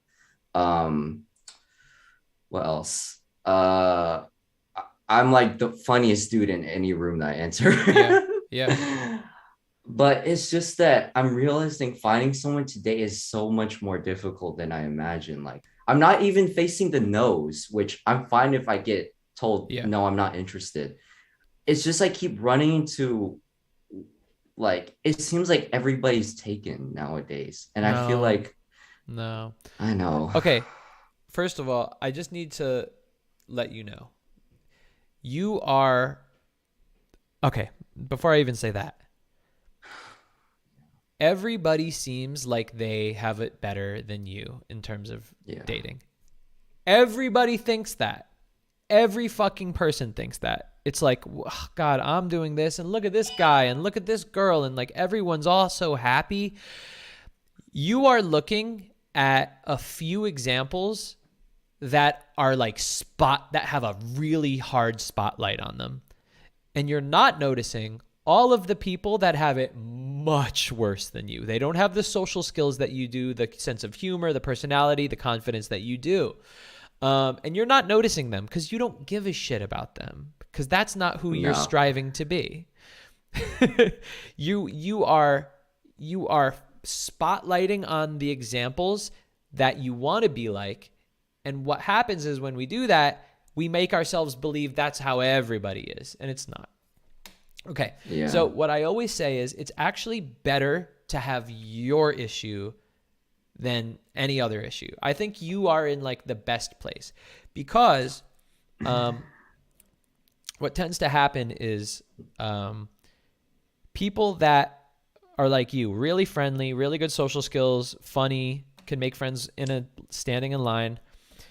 All you need to do now is when you have a friendship with somebody is expressing your attraction is just like a hop away. And so what you need to get used to is expressing your attraction to people. That's it. I don't have a problem with that. It's the problem is I don't have any dating prospects I could possibly tell them like, or anyone that I'm like I'm really interested in that person and I just want to tell them. Like I have no. Okay, what about I have a bunch of friends though. What about N? And I wouldn't even consider her a friend yet. I mean, maybe I should build upon that, but okay, you just told me that there's a few girls that you're attracted to, right? yeah. Are they all in relationships? I know one of them's in a relationship, but she and I are friends. We're both in the ESP club, and we're partnered. But I know she's like not a super like what's it called on and off relationship. But yeah, I still want to be friends with her, but I know that I'm not gonna bet on her like Yeah. what's it called eventually dating me. I have a feeling that you're just not looking. Dude, college is full of single. You don't think I'm looking hard enough? Yeah. College is full of cute single girls, man. I'm sorry, but not every girl is in a relationship. You're a good-looking, charming guy. I have a feeling you're not looking hard enough and you're not putting on the moves quick enough. That's what I think. When I say express your attraction, I don't mean wait until you guys are friends. I mean, as soon as you feel it, express your attraction to the person. Okay. And it literally, people say, what do I say? Well, first of all, a really good word to use is sexy, but you don't have to use sexy. No. But the great way to figure it out is go, what thought just entered your mind when you felt attracted to that person? Just say that. And I'm not even joking. Just say it. Are you some creep ass like a serial killer? No. So you're not going to have creep ass serial killer thoughts. You're going to have innocent cute Kieran thoughts. And those are the thoughts I want you to say. But I want you to say it as soon as you feel it to the girls that you're attracted to. And I don't want you to go, "Oh, I really like you." That's not what I mean. I'm talking about attraction. Also, you said that's not an issue for you, but tell me, like, how do you do it then? How do I do it? Yeah. Okay. How do I do it? I just say like, if someone looks nice, I just say they look nice. That's not expressing your attraction. That's not? Maybe I didn't talk to you about this, but do you know the grandma rule? I thought I talked to you about that. No, I don't know what the grandma rule is. Okay, the grandma is if you would say it to your grandma, then it's not expressing your attraction. Okay. So, like, expressing my attraction would be, I'm really interested in dating you. No, that's not attraction. Then what is it? Okay. All right, let's just walk through it slowly. Because I don't want to give you words to say, because I want you to just say what you have inside of you. Okay, you're talking to a really cute girl, right? Can you remember the last time this was happening? Talking to a real cute girl. Sure. Yeah. Okay. Think about that moment where she's talking and you're thinking you're feeling attracted to her.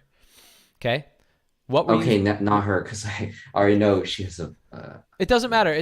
This is just an example. Okay, fine. I'll just say hypothetical. Okay, so in that moment that you were feeling attracted to her, what were you actually thinking on the inside? What was I thinking? I was thinking this person, I don't know what is it about this person, but okay, Okay, I'm thinking of so many different moments. Hold on.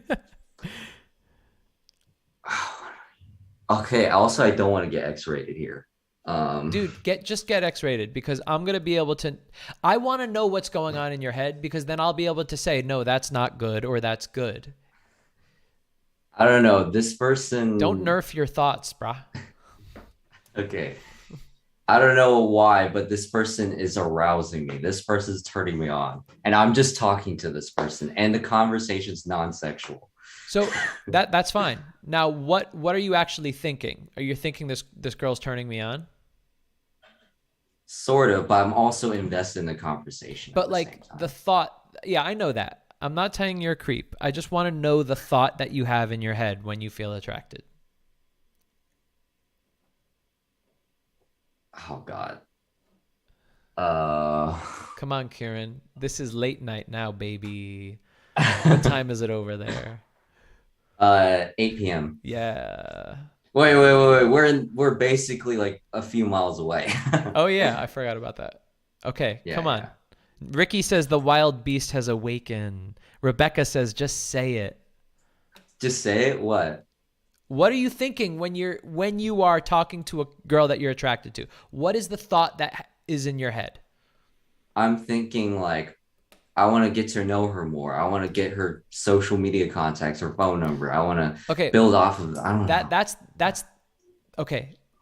Attraction, sexual attraction. I want to have sex with her. Is that what you want to hear? No, but is that really the thought that you're having when you're talking to a girl? That's a few steps too far, though. Okay, but you said like, oh, she turns me on, right? Yeah. Okay, you could easily just go, I'm sorry, but you could just be like, I'm sorry, you're turning me on right now. Just the way you're talking, it has nothing to do with anything that should turn me on. But you are actually turning me on right now. I'm really sorry. You could say that. You're allowed to say that. Do you see how your eyes are going wide right now? No, that's weird as hell. It's not weird. It's not weird. To say, you're giving me a boner right now. That's weird. Listen. What? It's in how I'm gonna be on a sex offender registry list if I say that. No. Okay. Can the women in the live chat honestly tell me if it's delivered correctly? Not like some creepo, you're turning me on right now. But like, I'm so sorry, but like you are so gorgeous. You're turning me on like crazy right now.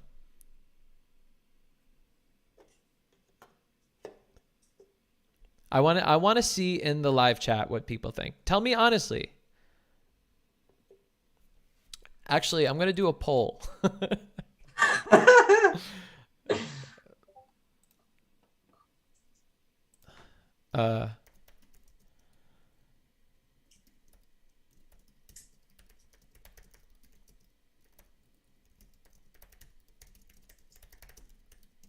Okay.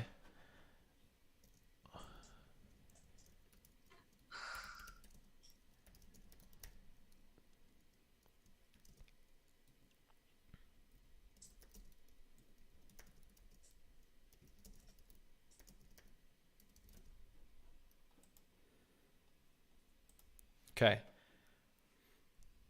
Only women answer this because we are in a conversation about a straight man talking to straight women. They could be bisexual. Okay, they could be bisexual. Yeah. They could be pansexual as well. Yeah, they could be any sexual as long as they're also Kieran sexual. That's the best sexuality right there. All right, so here we go. The poll is up, so it's anonymous too, right? Are you looking at the poll? Yes, but Okay. I can't vote for it, so I can't see the you results. can't. Oh, that's true. Yeah, I'm gonna tell the results, so don't vote. I'm gonna show you the results, guys. Actually, what am I doing? I have a live chat thing. It say it right on the screen. I'm so stupid. Stupid. Look at the screen.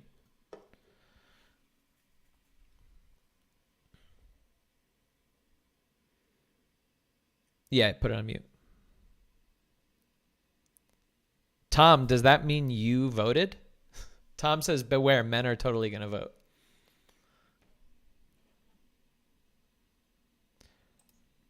Okay, Daniela says, nah, I want to hear that I turned them on. Let's see what else we got. Rebecca says, I think it's fine if it's done in the right way. Sandra says, and these are great things too, by the way. I just wanted to go off of what you were feeling, but Sandra says, maybe more like you're so gorgeous. I love looking at you. Daniela says, if someone told me I was turning them on, that would work in their favor for sure. Erin Bauer says that would be flattering. Okay, dude. Like, they're not, I don't want them to lie, because if anybody was lying, then we would be putting you in a bad situation. So we got 82%, brah.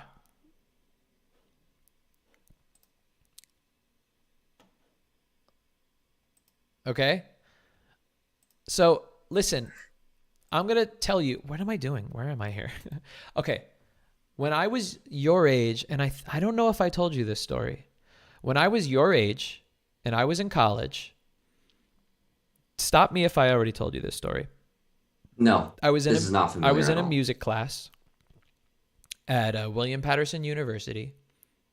I was probably like, how old are you? You're 22 or 21? 23. Oh yeah, 23. Michael I think Jordan, I baby. was, yeah, I think I was, you're not going to believe me, but I think I was 23. So, because I have ADD, I usually like left class, because this class was also like 2 hours long, and I would just like walk around the halls, go to the bathroom, whatever. And every time there was a class, there was this really hot girl. And she was always sitting on this bench in the same spot, waiting for class to start. And she would always be sitting there for like a half an hour or something like that, alone, nobody else in the hallways. And every now and then I would like kind of go up to her and talk to her. And it got to the point where like every week I was like excited to go talk to this girl, and like she was so hot. And I remembered that like I knew I needed to tell her that I thought she was sexy in some way. And I was in class, and I had the day that I planned on doing it. And I was freaking out. Like, the anxiety was so high because I've never done this before. But I knew I had to do it to get over this fear. And so, like, I went to go talk to her, chatting with her for, like, a few minutes, like we usually do. And she really did have like the sexiest lips in the world. Like they were just two cloudy pillows. And I forget exactly how it happened, but while we were talking, I stopped and I was like, I'm sorry, you just have the sexiest lips. And that millisecond before she responded literally felt like a year. And I was like, in that moment, my heart was about to explode, because just getting me to say that out of my mouth was so incredibly hard. It felt like I was consciously deciding to walk off a cliff in that moment. Like it was that scary. And in that millisecond when she responded, she goes, oh, thank you. And on the inside, my mind like was blown. I couldn't fucking believe it, because I was like, wait a second. She didn't like scream at me. She didn't hit me. She didn't like report me. She just said thank you. And like, she didn't even like take it in a super positive way either. She was just like, oh, thank you. And I was like, what? Wait, what? And for the rest of the day, I was so blown. All of my anxiety was gone. And instantly I was like, wait a second. I could just express how I feel to women. Because remember, Kieran, your sexuality, you just told me that you don't do that. Like, not as intense as that, but it needs to be that. It's not intense, but like in your like how you feel about it, yeah, it does need to be that intense. And yeah, it It does. Now, listen, there's a lot of other ways to express attraction. It's through, you know, double entendres, like sexual innuendos, joking around, half joking.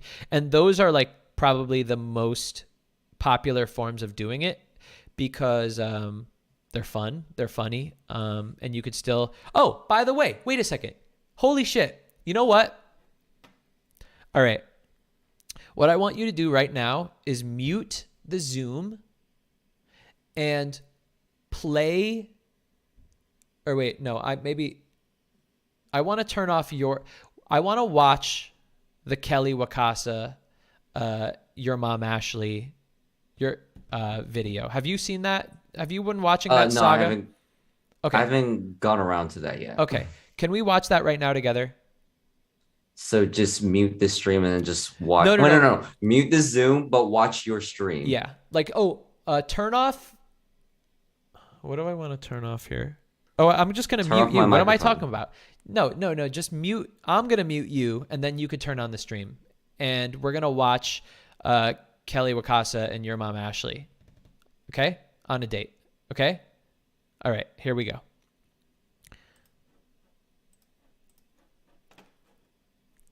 Boop, boop, boop.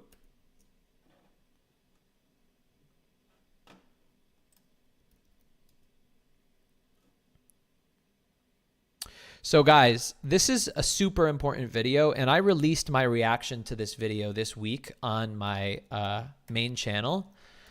And I said at the end of the video that this should be, if you want to see how like a really good first date goes, you should study this. And that's coming off of me reacting to a Kelly Wakasa video last summer or last year somewhere, and me saying this looked like a fake date. It was planned. It was just for the clout.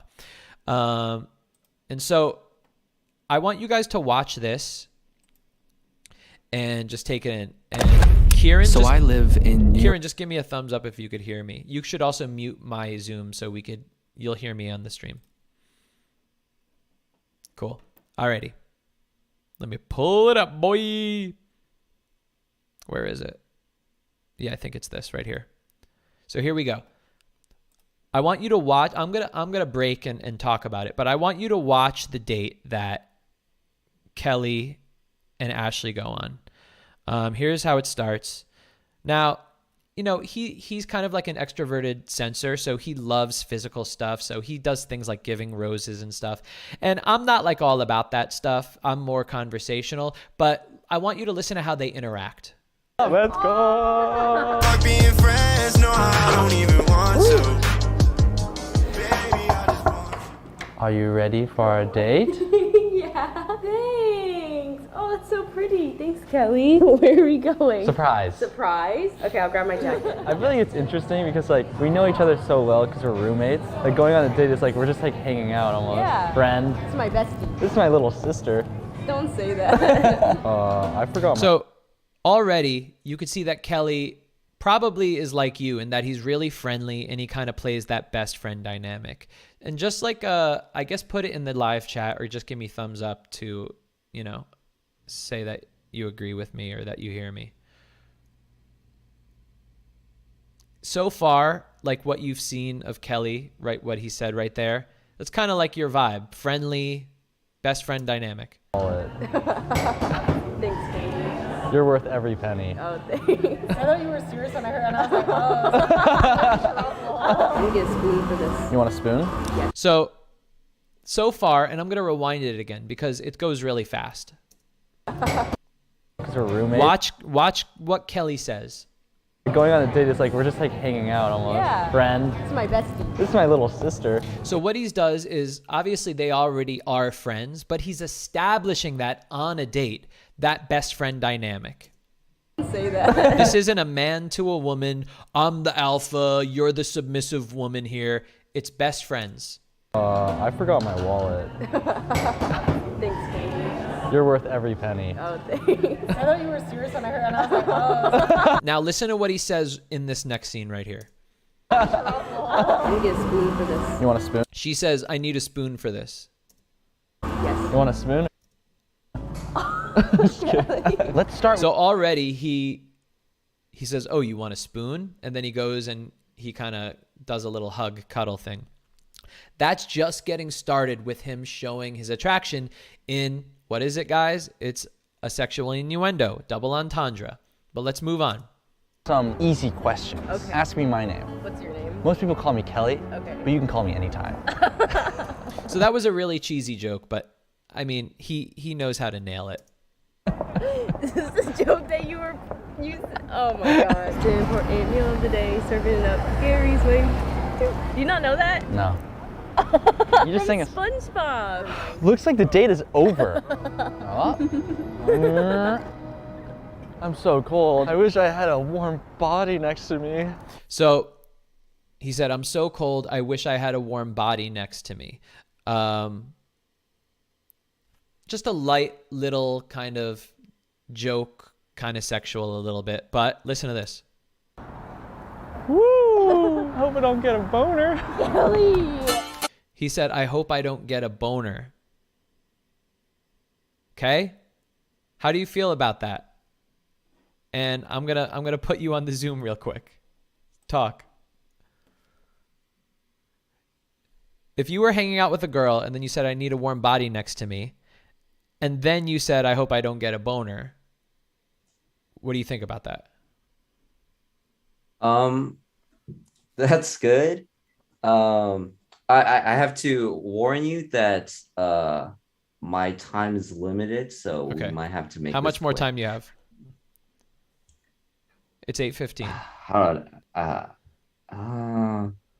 Maybe 10. Yeah, that's all we 15 need. minutes. That's all I don't we know. My sister is probably gonna be on my ass if I'm not out of the house That's fine. soon. We need 5 to 10 minutes, okay? Okay, cool. Okay, cool. But would you, what if before you watch this video and I said, why don't you say, hey, I need a warm body next to me. I hope I don't get a boner. What would you think?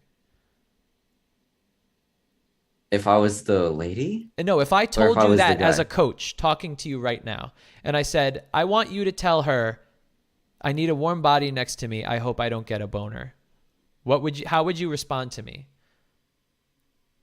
I'd be like, sure, okay, I'll try and say that. It depends on the context. I don't know. All right. There's so much to think about. Let's keep watching. Okay. What I'm trying to show you is that you're able to express your attraction in a playful, fun way, and it's not going to make people rip your head off. Okay. I'm going to mute you and then we're going to keep playing. And so you could watch the stream again. What's the best date you've ever been on? This one. You barely started. We should just end the date if it's already been the best date ever. I don't know if we're going the right way. I don't know where we're going. We're going to the boathouse. Are they not open?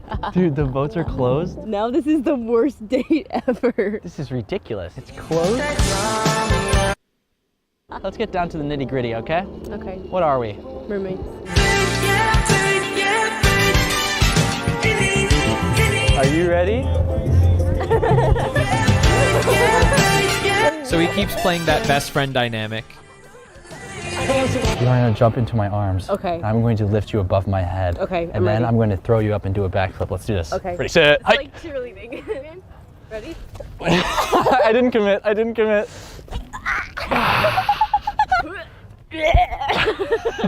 You're so happy. Shut up. Everyone! Kelly? Everyone! Ashley's going to do a back walk. Ashley.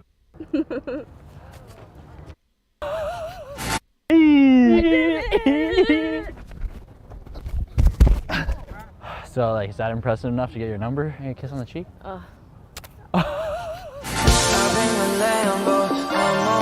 At this point in the date, I felt I had made the right choice by asking Ashley out. All the negatives with our roommate situation seemed to disappear when I was around her. I've gone on a good amount of Really? Yay! I'm excited. Let's go. Okay. You know how to ice skate? Yeah. Let's I'm try. from upstate. What are you thinking? All right. So another thing I want you to notice is this little double entendre he does here when talking about like pickles. Like a small pickle or a...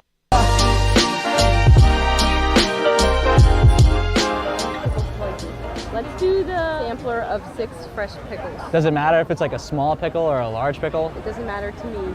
It doesn't matter to you. That's good. Yeah. If we got a small pickle, it's fine? Yeah, it's fine. Oh, okay, cool. That's good to know. Let's get some small pickles. Okay. Let's try the pickles. Get together. So again, I want you to notice he's playfully doing these kind of double entendres, and it's okay. It's funny. They're on a date. He's attracted to women. He's attracted to her. And he's playfully showing his attraction to her in these stupid kind of childish ways, which is okay to do. It's good. Anyway, let's keep watching. That's like so unappealing to me to be biting a pickle at the same time. Dude, why did we get pickles? Because they're fun. Horseradish. These are so bad. Why are you doing this? But notice how after he, does little double entendres like that, he goes right back into being her best friend. He's not trying to be some like alpha bro. Yeah. I'm just gonna knock every day. Hey, date time? Date time? So Ashley thinks that the date is over. 5. We did it. We did it. What are you guys doing now? I don't know. Are we done? That's it. Because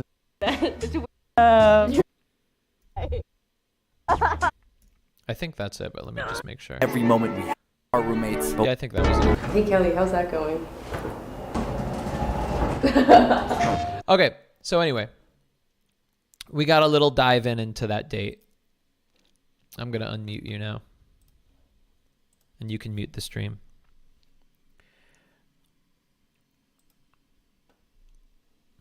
Okay. Okay, what did you feel about that? We quickly just jumped through it.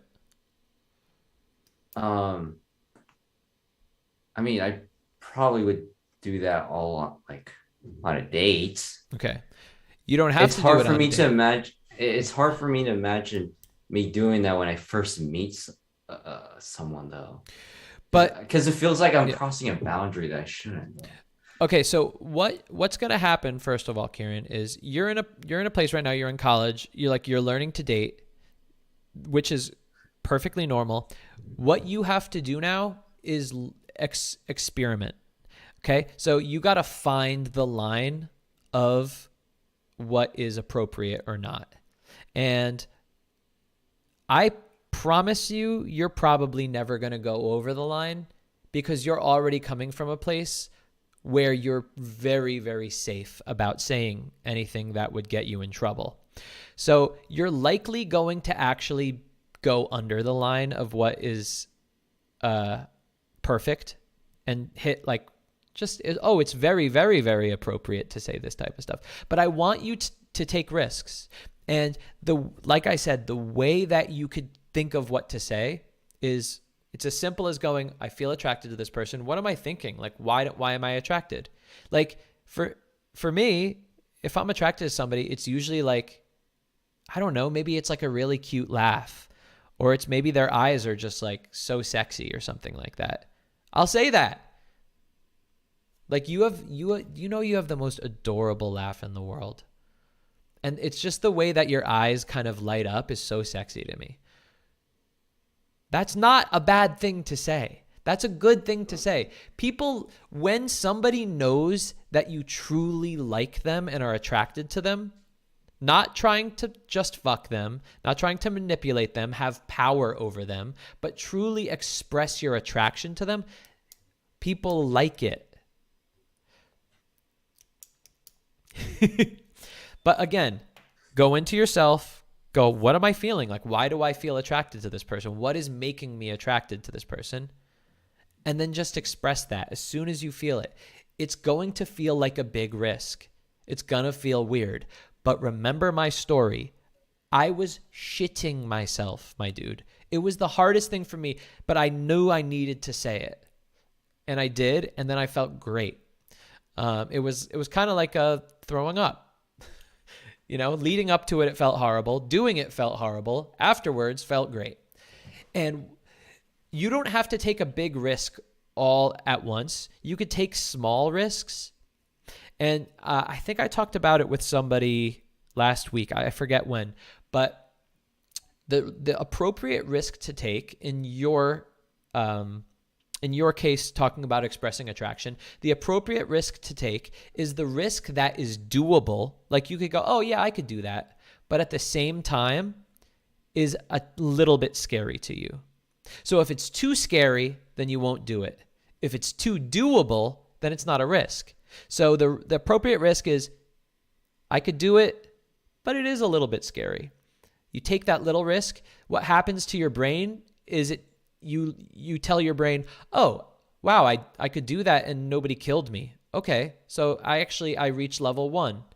Then you say, okay, now I'm going to take a very small risk that's a little bit riskier than last time. You try that because it's doable, it's enough. And then you go, I feel good. And then you keep hitting those risks. And then what's going to happen is your brain's going to go, wow, I said all of those things and everyone liked it. It was really good. And then what's going to happen is you're going to feel confident about expressing your attraction. It's going to be hard to do it if you say something out, like the hardest thing in the world to a person. You're just not going to do it. You're going to keep putting it off, postponing it. So I recommend small risks of expressing attraction. Start off with something like, God, you're so cute. That's a good one. Okay. Hold on. 3 things I was thinking of. Okay. So one is, I remember you said, I think you were critiquing Charlie from Charisma on Command. Yeah. You were saying that him going up to a random woman doing a cold approach and saying, oh my God, you're so beautiful. I think you don't do that. That's different. That's different from what you're saying where you establish a connection. Yes. And then I can say the risky stuff. Yes. Okay, good. Yeah. I'm glad I clarified that. Yeah. Never approach and say you're so beautiful because, I mean, I'm not saying never, never, never. All rules can be broken. But what I found is they don't take it seriously when you say it as the first thing. They think that you're trying to just hook up with them, manipulate them, have power over them. But once you actually get into a little bit of a conversation, and I'm telling you, it could even be like 1 minute or 2. But as long as they get your vibe and they go, oh, this guy's like a really good guy, I could tell even in the first minute, then you can express your attraction. Yeah. Okay, good. I'm glad I clarified that. Yeah, 2 more. This is another thing I was thinking of. This kind of reminds me of when I make edgy jokes. I'm like, okay, am I really gonna say this? Am I really gonna cross some boundaries? But then I just say the joke anyways. Yes. And I've never gotten penalized for that. Actually, no. When I do get penalized, I'm just like, okay, I take that back. Yes. But I say like edgy dick jokes all the time. And Kieran, like, you know how you just go, oh yeah, okay, I take that back. That's your way of like learning how to calibrate this to the situation. That's why I don't want to really tell you what to say. I want to give you some examples, but in the end, I want you to say what you feel, but learn to calibrate. If you saw how like Kelly was calibrating to situations, like he wasn't going too overboard. He knew when to like pull it back a little bit. He knew, how far he was able to go. And it's like, you're going to learn your own ways of saying like, okay, I take that back. Like if somebody's like, what? You're just like, sorry, I didn't mean it. But don't take it back as though like you didn't mean to say it. Say it like, sorry, like you're just really cute and I couldn't help it. It was inappropriate, but you were so cute. I couldn't help it. Yeah. One more thing. And then the third thing was, so I had that shock face, like, what, do I really say that? But actually, I think I just remembered. I kind of used to do this with one of my really close platonic best friends. But at first, I didn't have any real attraction. I was platonic friends.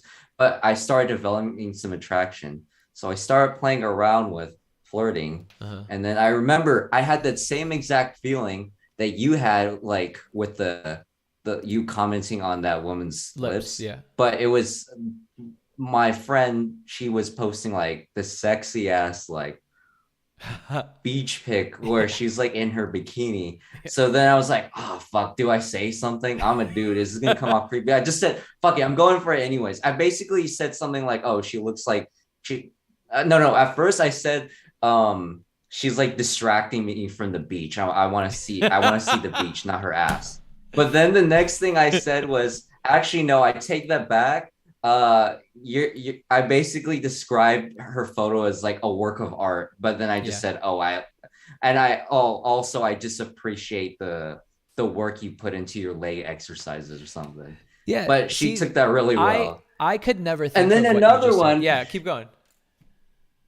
And then another one, I went even riskier. I'm like, there's like this viral clip of NBA All-Star Kevin Durant and Trae Young. They were like Kevin Durant, who's like 6'10", and Trae Young, who's like 6'1". Kevin Durant was tasked with guarding him, but he was like hunched all over him. He was basically spooning him. Yeah. And I basically made a joke to her that I was like basically asking to spoon with her. And I was like, okay, who do you want to be? You want to be Kevin Durant or you want to be Trae Young? And she said, I'm going to be the guy in the back. And I'm like, you're going to be the guy in the back?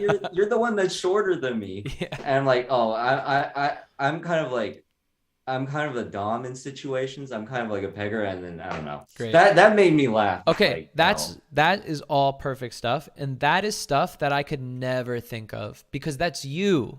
And so it's like, I love how you used like a sense of humor when you were doing it, and like if you could be funny while you're, getting sexual and talking about sex and expressing your attraction, it's even better. But practice, experiment with it. But remember the grandma rule. If you would say it to your grandma, then it's not good enough. So you could what? I would not tell my grandma I want to spoon with her. Yeah, exactly. Like Kevin Durant or whatever.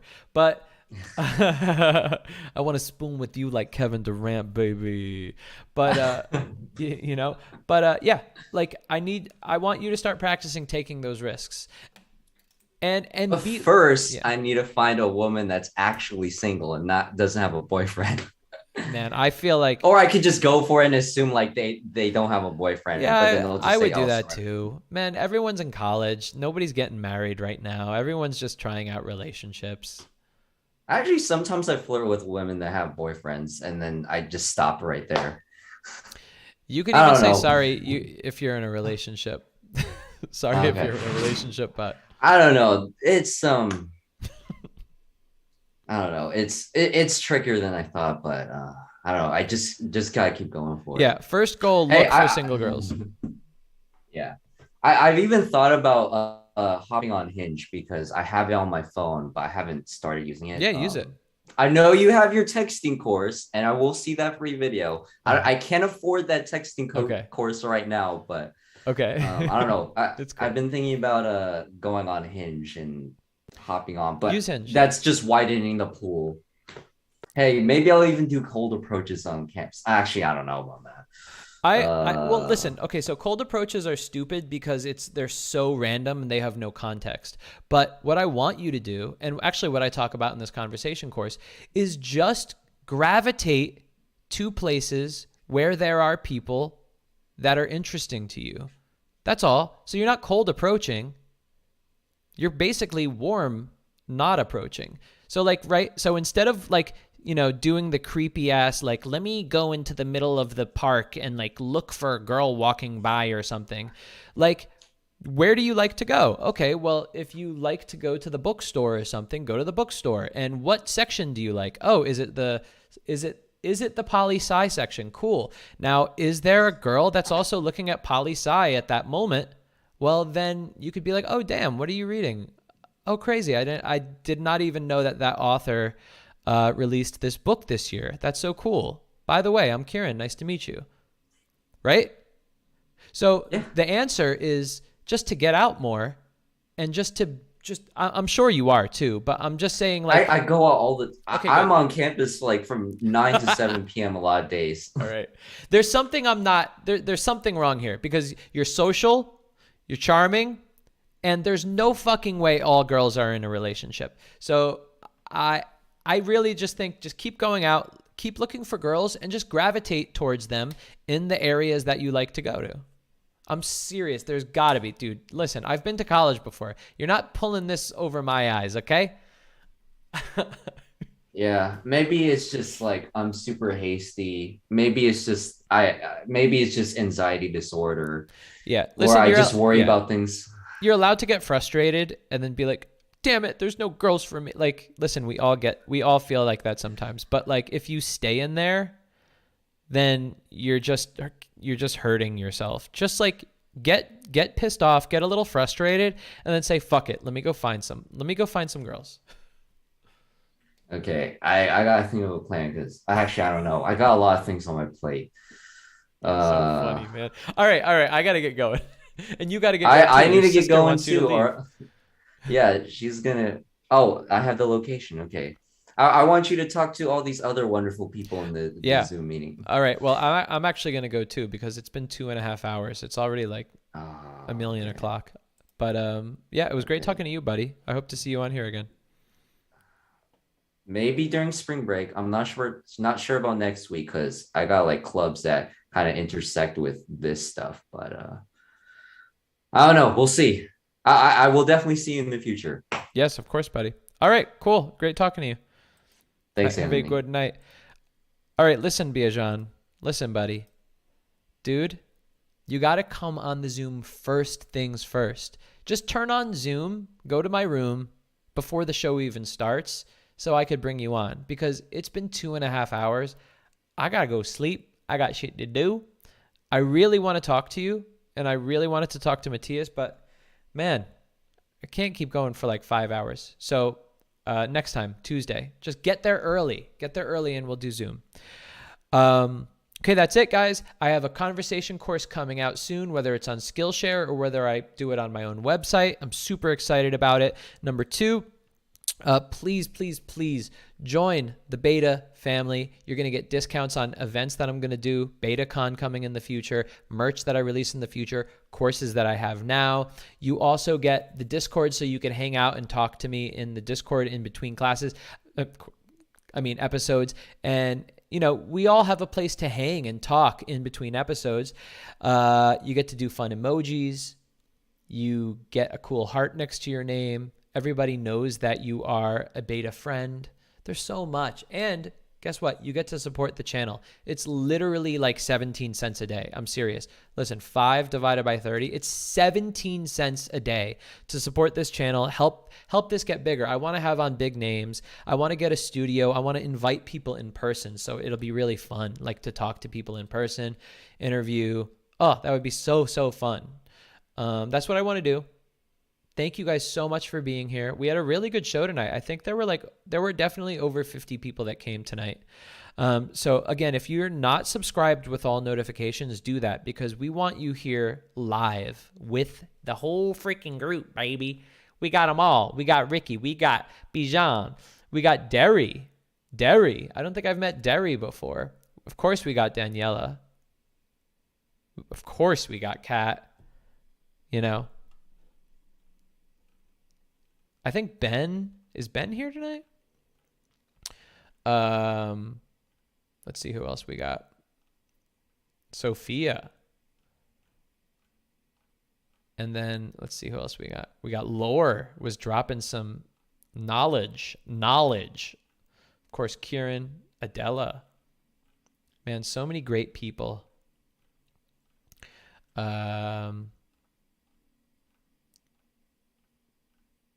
Shane, which I don't know. Did I meet Shane before? So many dope people here tonight. So many great people. I had so much fun with all of you. And remember, if you're subscribed, hit all notifications, the bell, so you could actually be here live. That's when it's fun. Okay. All right.